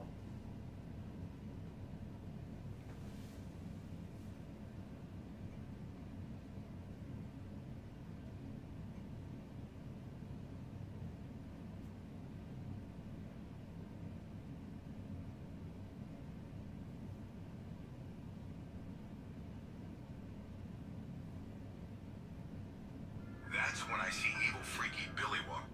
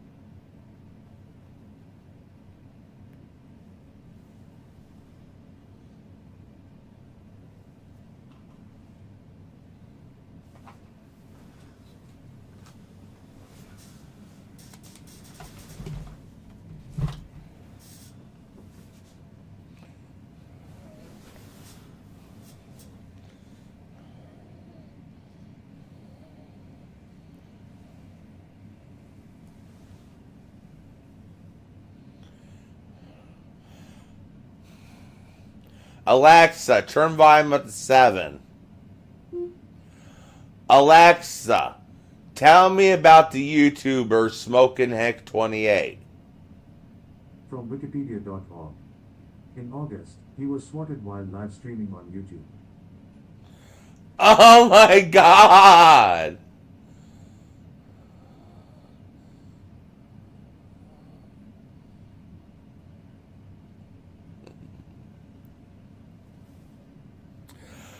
Alexa, tell me about Smoking Heck 28.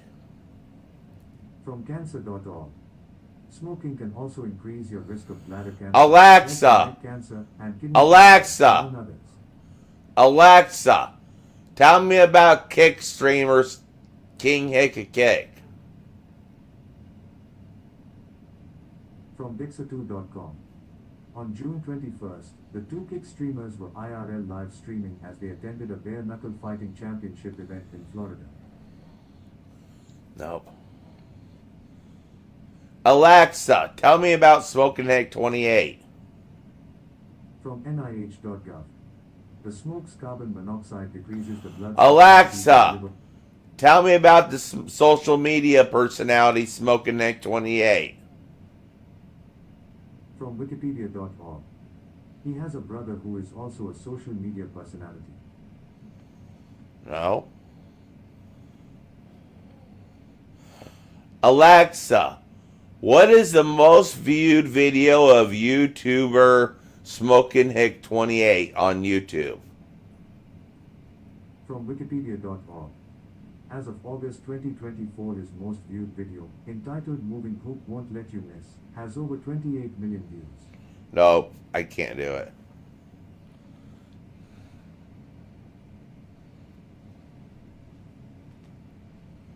Alexa, tell me about Cobra King Cobra. The king cobra is a large species of... Alexa, tell me about YouTuber Cobra King Cobra. From Wikipedia.org. Joshua Faye Saunders, born 26th of March, 1991, is a YouTuber, business owner and musician known online as King Cobra JFS or Gothic King Cobra. Business owner. I'm gonna look myself up on. Oh my God, Joey, Joel, look me up on Wikipedia. They must have made a Wikipedia page about me.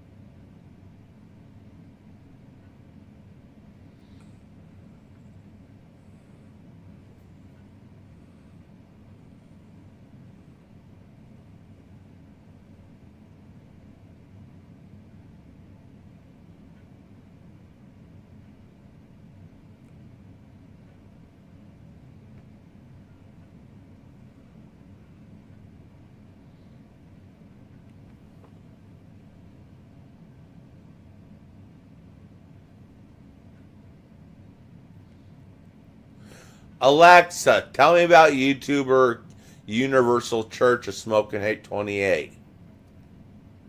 From Amazon.com.au. Welcome to Smoking at Church, the electrifying podcast that takes you on a captivating journey through the world of music, entertainment, and the unfiltered musings of our special guest, Benson, an Australian house DJ. Alexa, tell me about YouTuber Smoking Hate 28. Here is an answer from an Alexa Answers contributor that I translated. He is a YouTuber who gives money by doing dynamics. He's a YouTuber. What the hell? Oh, what's dynamic? Alexa, what's dynamics? Dynamics is the variation of loudness in music. The dynamics of a piece are indicated by musical notation, which can be quite detailed. Oh my God. He gets money.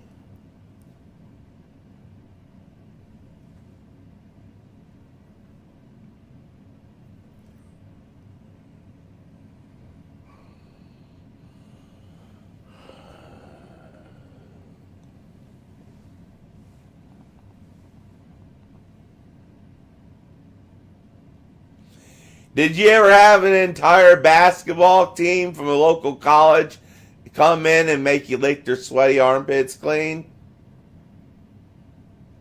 Then suck their nipples, lick their chest clean, and blow them all? Well, some of them fucked you, Joel?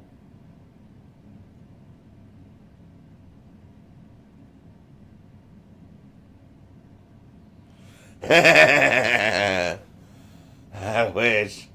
What is the best client, the client you enjoyed the most? The cutest client, and what was they ask you to do? The hottest date that you were paid to do, but you actually enjoyed it. Tell me the whole thing, how old the old person was, and what you guys were doing and everything. Tell me all the details of the hottest experience and the hottest client you ever had.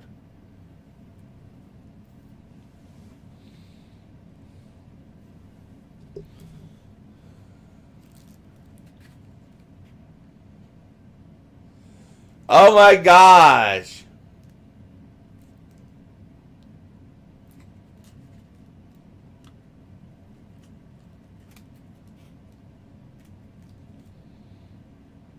Here, I'll remake you moderator so you can send the link. I promised you I'd remake you moderator, didn't I? So I need to remake you moderator anyway. Promised you or not, I'd remake you moderator, didn't I? I was real tired and I told you I was going to remake you the moderator.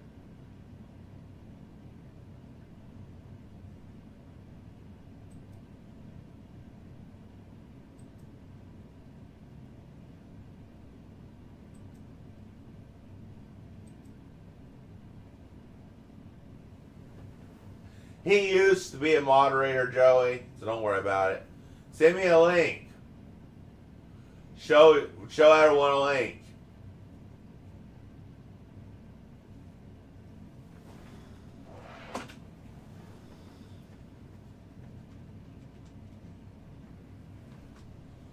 My old Tumblr page. Oh, wow. That goes way back.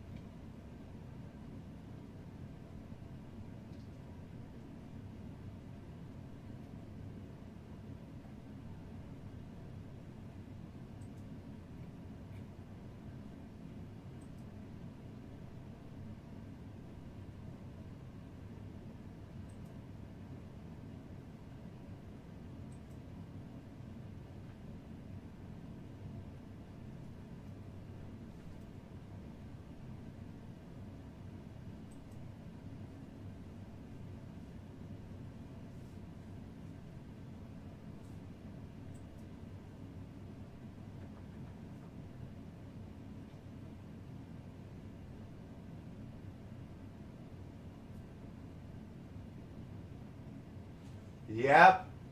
That's the old dump trailer I was living in. Didn't have, I mean, I got it, like, oh my, it was bad shape. It was a slum. It was down Paoli, one place I rented. Holes in the walls, holes in the floor.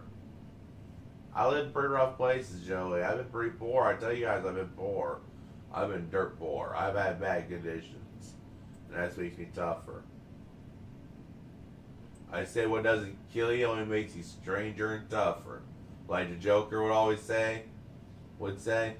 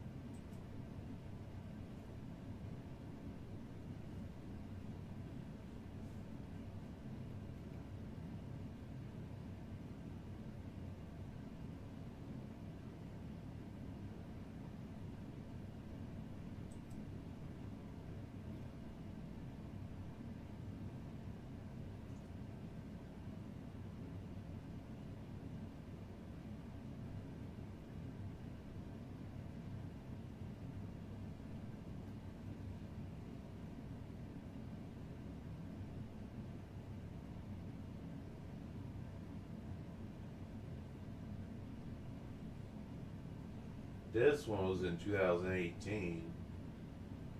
So I was at the apartments.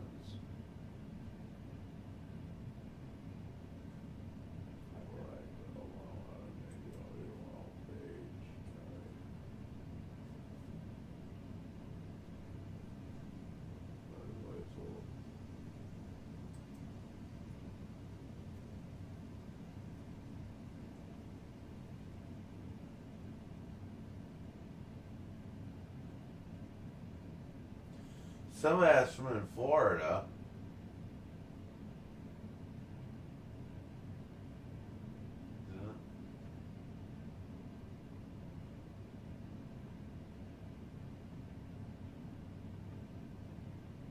No, that's taken on Diamond Street in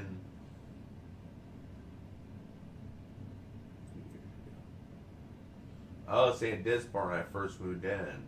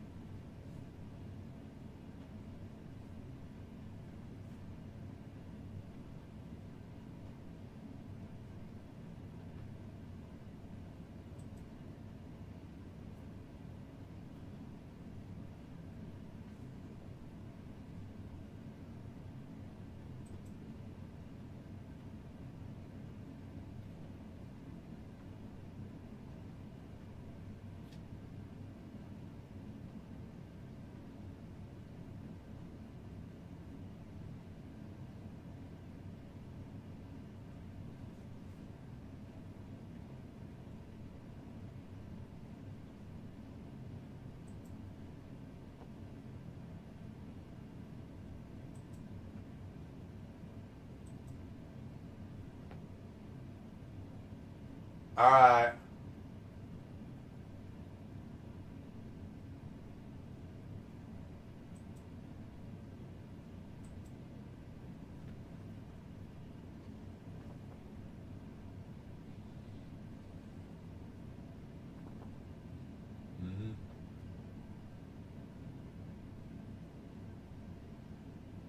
All right, good night, Joey.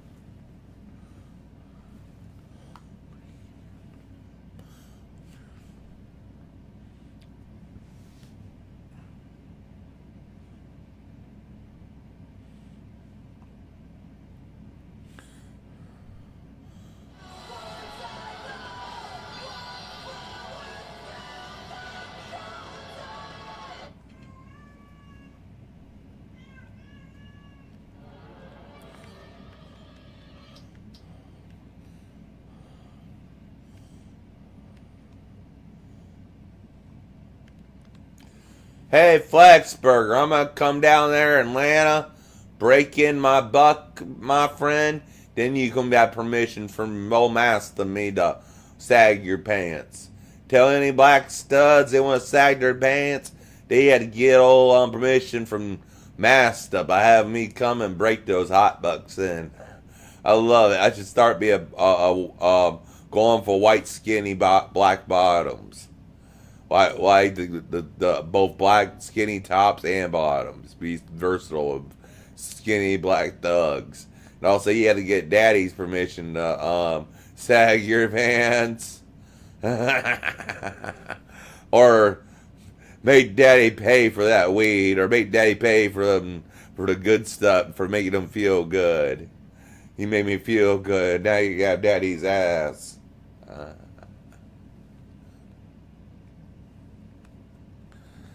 I mean, those skinny thugs are pretty hot. I used to flirt with them all the time. I gotta go to big cities and stay at hotels. Like, they both being around from a local hood. Like I said, Hampton Inn is kind of in the ghetto area. In New Albany, Indiana, there's this dude about in his 20s. He was real hot. I started kind of flirting with him. And his, like, friends all worked there as housekeepers. They probably could have let us in a room alone. Like, yeah, I could have seduced him.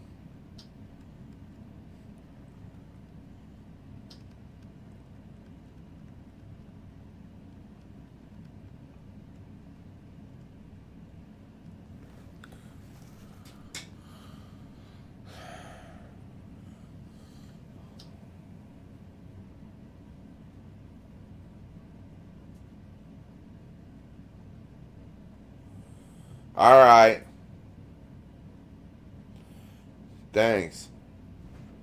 Go ahead, and if we're friends on there, on private them and download them. Just download them and send them me on Discord if you have or you're in my Discord server. I'm Lester Crust on Discord. And the Queen now.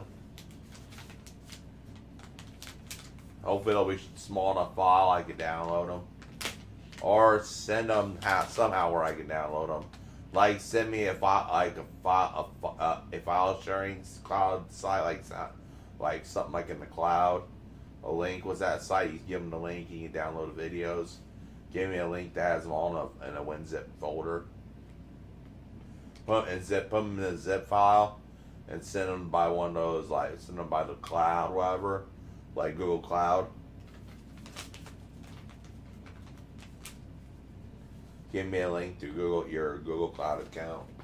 That's a link that I can download them. You move bigger files doing that than emails. And your phone, whatever you download them on, would automatically upload, save them to your Google Cloud account.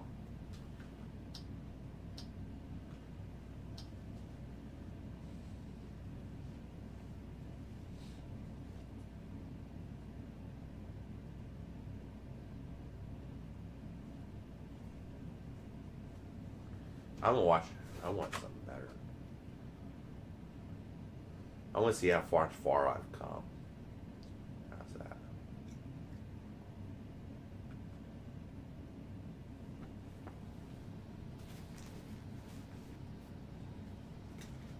Thanks, Mike, for staying with us.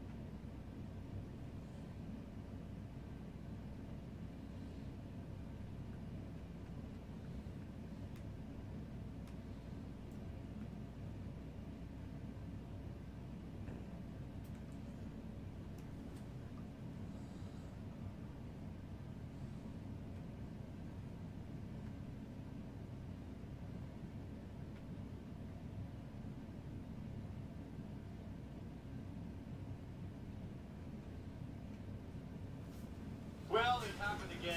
It's an annual occurrence now where an item resembling a noose was found on a black employee's desk. This time in Allentown, Pennsylvania, and inside the city hall. This is a city hall worker, and of course the local city hall people are freaking out. The local morons are freaking out. The media is freaking out. The police are involved. Now the FBI is involved. And this story broke a few weeks ago, but I've been just watching it and waiting to see when reality would set in. So I have some interesting updates for you. You know that these things only turn out one of two ways. Either it was a USB cable that somebody just put on somebody's desk that was knotted up, looked like a scary noose, and caused the delusional lunatics to completely freak out. The police are just too woke to just put that person in a mental institution, or the individual concocted this hoax themselves. After a disturbing discovery at an Allentown City Hall, people rallied for justice today. Residents, clergy, and mental health professionals took to the sidewalks in protest, demanding action and accountability after a city employee reported finding what police say resembled to be a noose on her desk last week.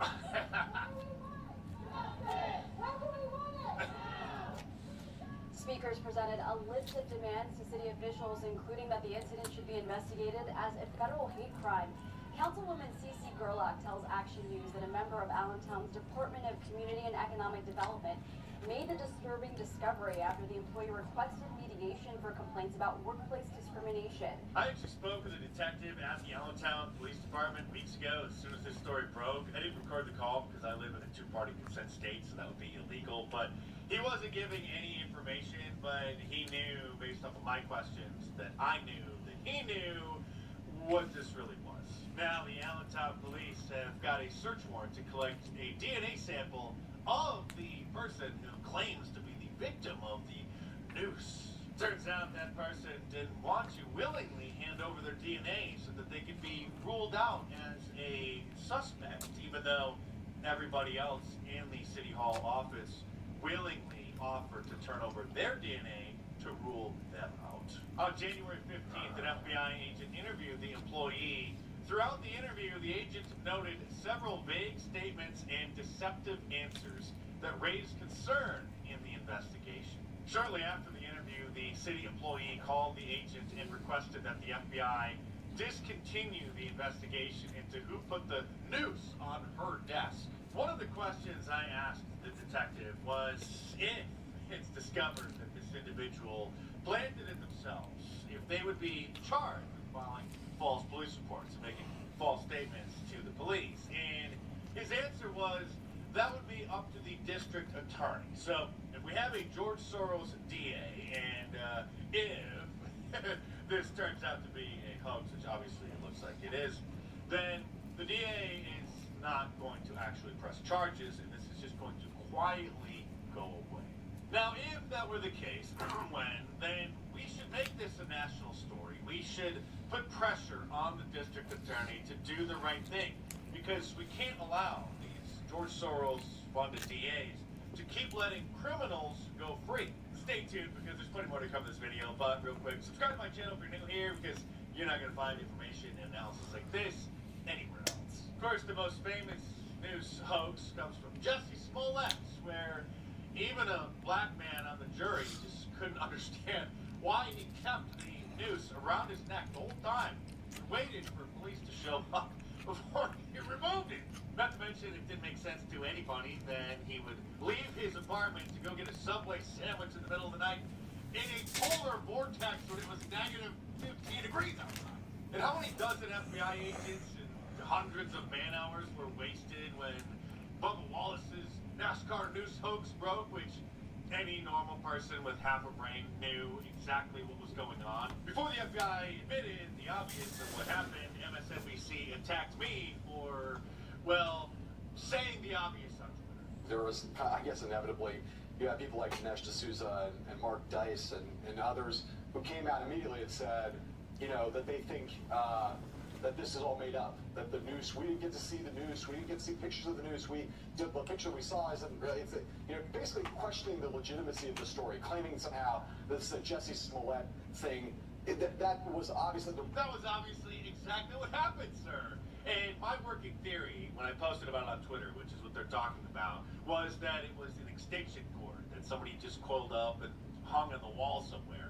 Now, that wasn't exactly accurate, but my working theory was 100% accurate that it was not a noose, that it was some kind of an item that was insanely interpreted as a noose. And then a couple years ago, there were 7 nooses, or items that resembled nooses, including a rope that was used to tie a gate shut that was the entrance to a construction site at the facility for a new Amazon warehouse. And this paranoia made national news. This evening in the Northeast, construction of a new Amazon facility has now been halted tonight after what was discovered on site in Windsor, Connecticut. Authorities say a 7th noose has now been found. Here's ABC's Ariel Reshef tonight. That's okay, David Meir. I'll take it from here. The nooses at construction sites is a phenomenon that has been happening for years. Here is the Washington Post from last year. Dozens of nooses have shown up on U.S. construction sites. The culprits rarely face consequences. Black workers who make up only 6% of the sector found many of the 55 nooses reported at 40 work sites since 2015. Even somebody who doesn't even own a screwdriver should know exactly what it is that's happening. And so to help the liberal media morons, I asked Meta's AI, which is sort of like Meta's ChatGPT, to come up with the explanation. I just asked it, what practical use would a noose have on a construction site? And surprisingly, the answer is actually accurate, and there isn't even a word of wokeness. A noose, also known as a running noose or hanging man's noose, has several practical uses on construction sites, primarily related to lifting, securing, and maneuvering heavy loads. Here are some examples. Lifting equipment. The noose can be used to lift equipment such as generators, pumps, tools in place. Securing loads. The noose can be used to secure loads like pipes or lumber to a crane or hoist, preventing them from shifting during transport. Rigging. A noose can be used as a rigging tool to lift or place heavy construction materials such as concrete blocks or steel beams. Scaffolding. A noose can be used to secure scaffolding components like pipes or frames to the building or a stable structure. Fall protection. A noose can be used as a makeshift anchor point for fall protection systems such as a harness or lanyards. And this hoax at the Amazon facility in Connecticut was 2 years ago, and there have been 0 updates about the police investigation, which would obviously just reveal that they were basic construction ropes and devices that are common on construction sites. So, of course, being a trusted media analyst, I called the lead detective on this case, who I spoke to 2 years ago. As soon as it broke, I left him a message, and he won't return my calls. So now it looks like they didn't even close this case because they were too cowardly to admit the obvious before even investigating it. But after 5 minutes of an investigation, professional police and detectives would know exactly what happened. So now it's just one of those unsolved mysteries. They probably put it in with the X-Files. But there is more news on the Making America Great Again front. It looks like Jim Acosta may be quitting CNN. Either that or this is just a tactic to try to get them to allow him to keep his show, because they decided to pull him from his usual morning slot and then put him at midnight. And so all the reports are circulating that he has decided to quit. So now maybe we'll see him starting up a YouTube channel like Don Lemon, who surprisingly has amassed 433,000 subscribers, because, well, I mean, we do live with millions of morons. For you intelligent people out there, if you want to sponsor an OG YouTuber like me and get yourself a great shirt, which make fantastic conversation starters, then head on over to my online store, markface.com, click the link in the description below, and order the classic Liberals Find a Cure shirt, the Teflon Don shirt, the Sorry No Vacancy Deport Them All shirt, or any of my awesome designs, all available in a t-shirt, long sleeve, and a hoodie, and a whole bunch of different colors as well. So head on over to markface.com and click the link in the description below, and check them out.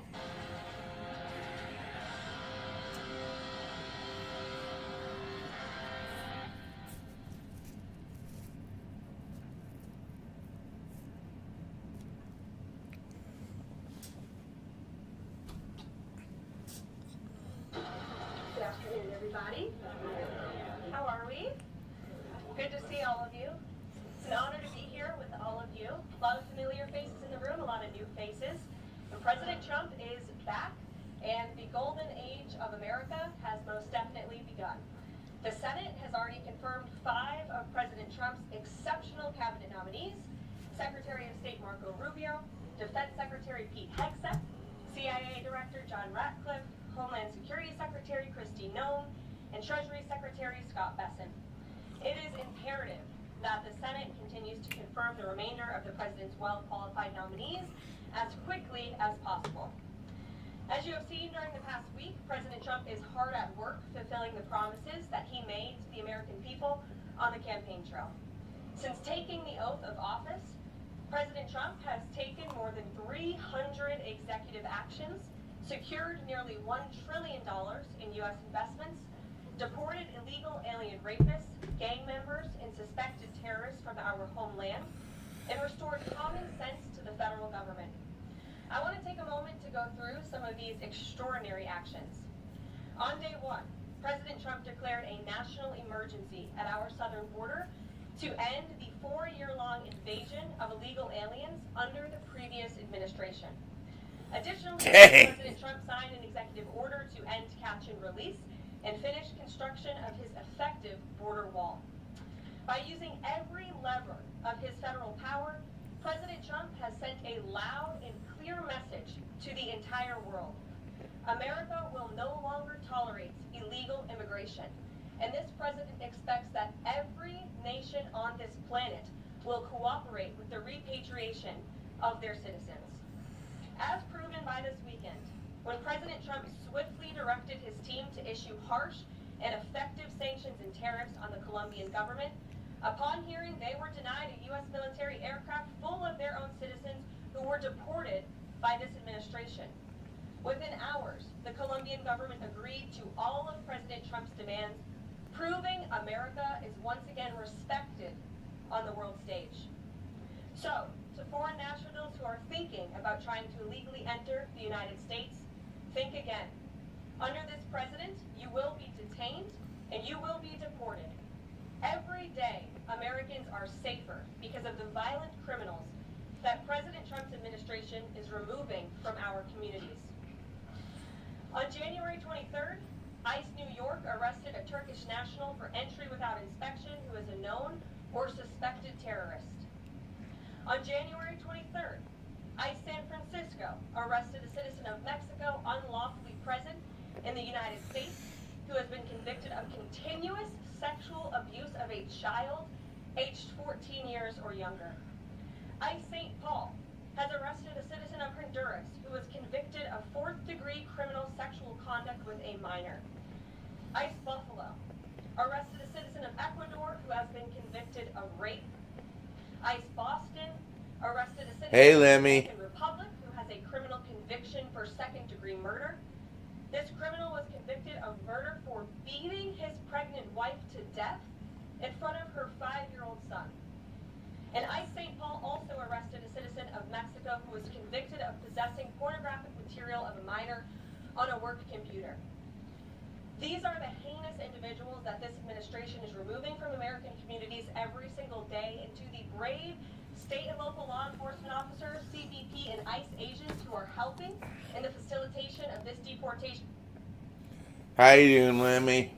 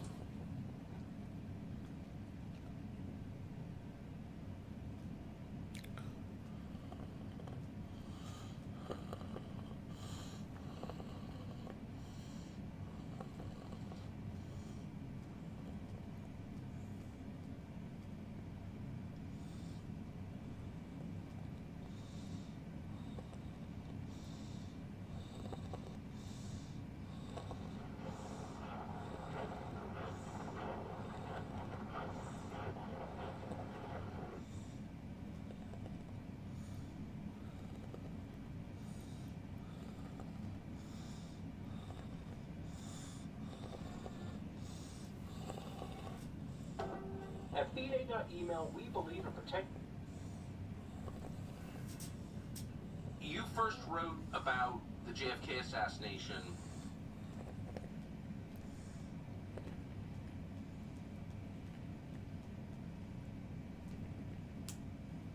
Here, Putin.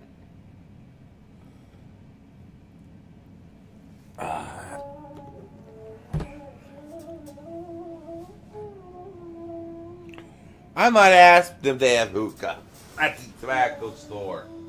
Go in there on Wednesday, ask them if they carry hookah. Get it. Hookah bat, small hookah pipe. With a little bit of my account, a little bit of my, what's left of my,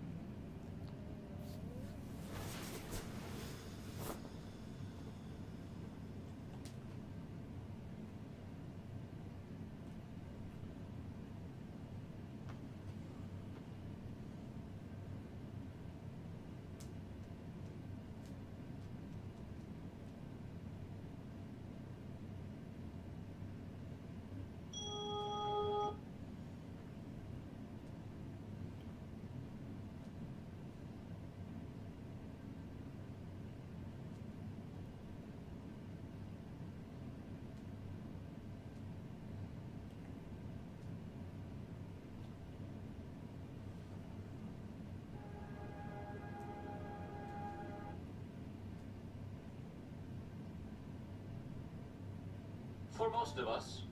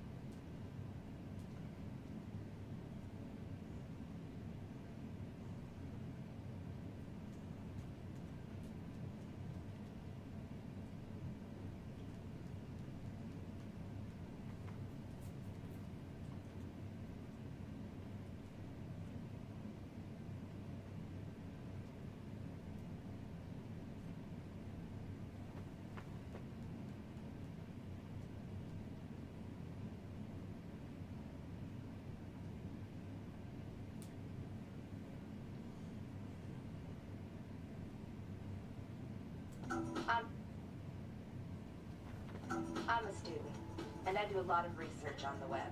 So what I wanted, what I really had to have, was a powerful desktop computer. Then someone told me about Dell. I got on the internet. Dell built a desktop just for me. This direct way actually costs less. Okay, so I don't always use it for research. Cool. Discover the Dell Dimension XPS with the next generation Intel Pentium 3 processor at 500 megahertz for only $19.99. With applications optimized for the Pentium 3 processor, you get smoother, cooler, more realistic 3D graphics. Add in great audio, video, and a big monitor, and you can get more lifelike games and a rich internet experience. The system also includes 2 new games, fast, easy internet setup with Connect Direct, and 24-hour-a-day phone tech support. Dimension, with Intel Pentium 3 processor at 500 megahertz, just $19.99. I'd be lost without it. No doubt. Oh, wow. Be direct, Dell. Only 500 megahertz, and they're wanting $2,000 for that? 3 years ago, my IT guys told me there'd be 2 kinds of businesses. Those with a vision to master the internet. Why did it show the World Trade Center? And we didn't want to be the second kind. So we called Dell. Dell came to see us and showed us how to use the internet. For direct relationships with our customers, suppliers, everyone who's a part of our business. With Dell support, there's no limit to where we can go. We always knew we needed the internet. We just didn't know how badly. Be direct, Dell. Dell servers use Intel Pentium 3 processors.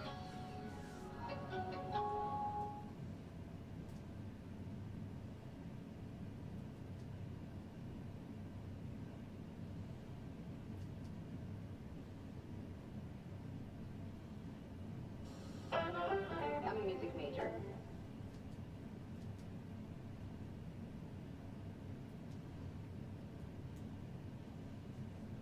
When you buy a bargain basement PC, what you're really buying is a mystery box. Will there be a monitor? Probably not. Lots of software? Ha! A free year on the internet? 24/7 tech support? Dream on. With a Gateway Essential PC, you know exactly what you're getting. Monitor, great software, award-winning tech support, and free internet access, all for $28 a month. No mystery there. Call 1-800-GATEWAY for a Gateway Essential PC with an Intel Celeron processor.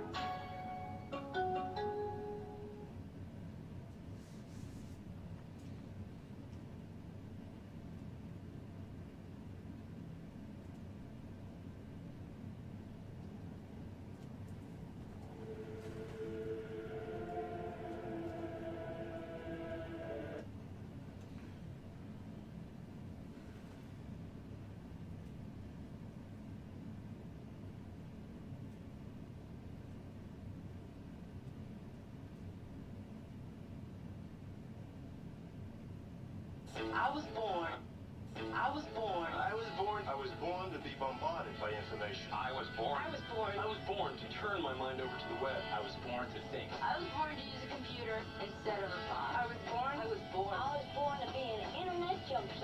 Push button access to the net and real-time e-support. The web PC from Dell with an Intel Celeron processor. I was born to web. Finally, a computer shares your DNA. Visit redpc.com.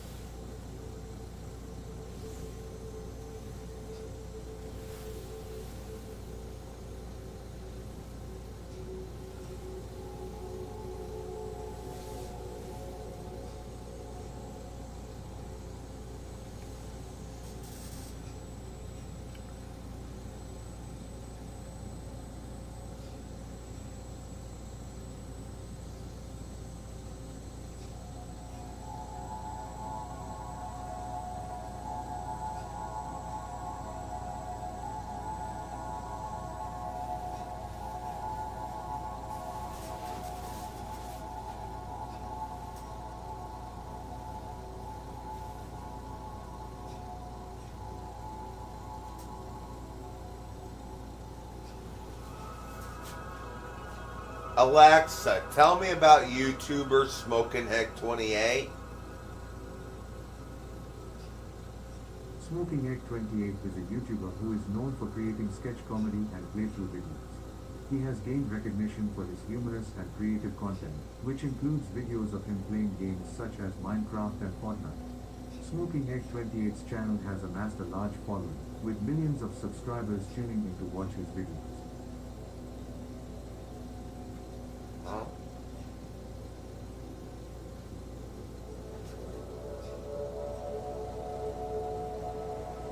Alexa, how many followers does Smoking Egg 28 have on his YouTube channel? On his main YouTube channel, Smoking Egg 28 has over 9.4 million subscribers and has received more than 2.1 billion views as of April 2022.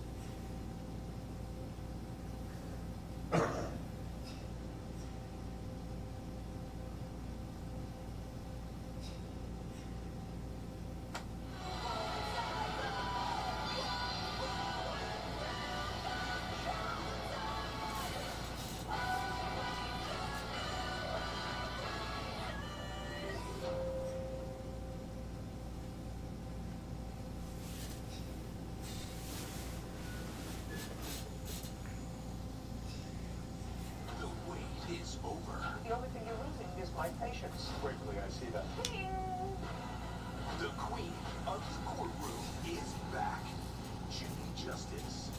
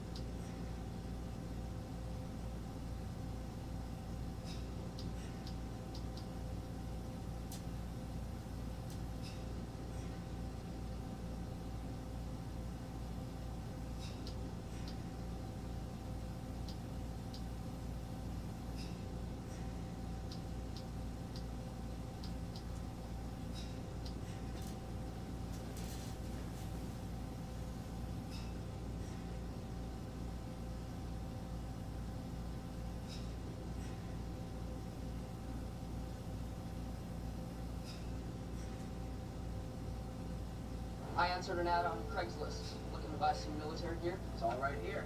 Cool. You take 75? Ad's at 100. Figured I'd try. Figured I'd walk away. Wait, no. Here, it's fine. $100. It's all there, I promise. So what got you interested in becoming an officer? Down the recruiting offices, shoot 'em up video games, something like that. Mind the back? Whether recruiters make you think you become this officer, big war hero, leading men into battle. I don't know, maybe. I guess. They tell you that you can be one of the very few, make a difference, that you can do something with your life, change your destiny. Hey, you might even become a general one day. My mom's gonna start worrying if I don't get home soon. No, it's a bunch of horse shit. They don't want guys like us to enlist as officers. You know, guys from the south side. Guys who aren't very smart, kind of slow. They're just trying to fill their quota. Poor boys from disadvantaged backgrounds like you and me. Not me. Not Carl Gallagher. No, thank you. I ain't no one's human shield. Can I just have my money back? You're not gonna sell me this shit? I answered an ad on Craigslist, looking to buy some military gear. It's all right here. Cool. You take 75? Ad's at 100. Figured I'd try. Figured I'd walk away. Wait, no. Here, it's fine.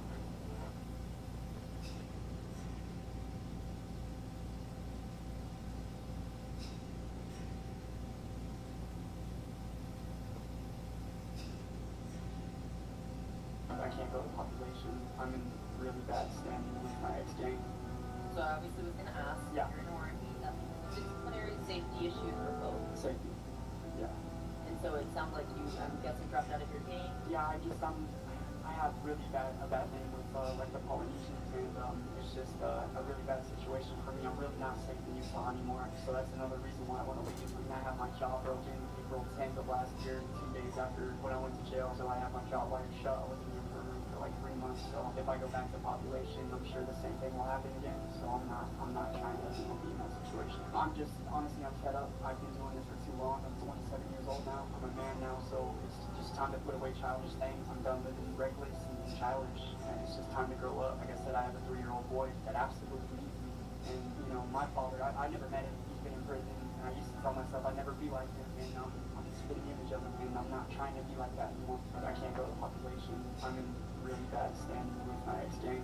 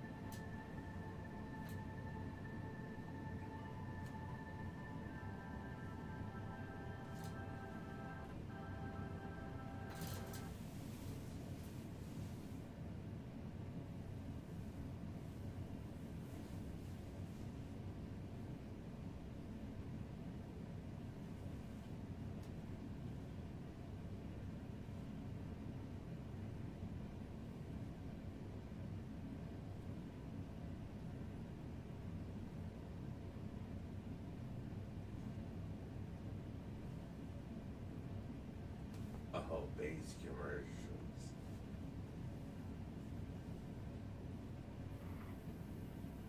Alice, you missed with the toast. You missed with the eggs. He's bored for trying coffee. Coffee. Oh, your coffee boy's a real treat. This time it's instant not cloud coffee, like your mother made. Alice! You can't live with instant not cloud coffee. You just gonna love it. That's great. I do. That's great tasting coffee, Alice. Then if I have toast, Uh-huh.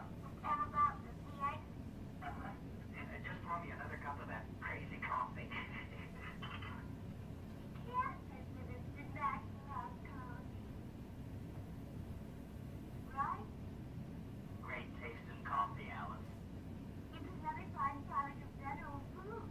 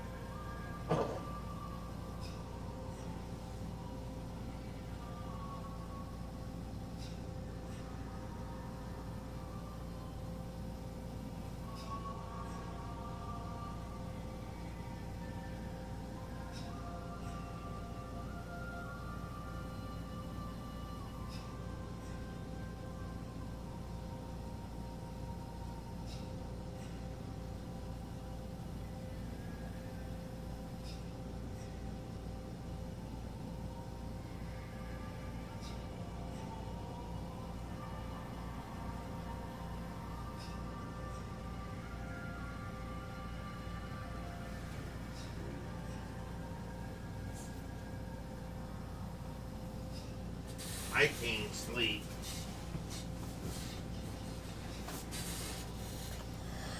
I slept all day yesterday.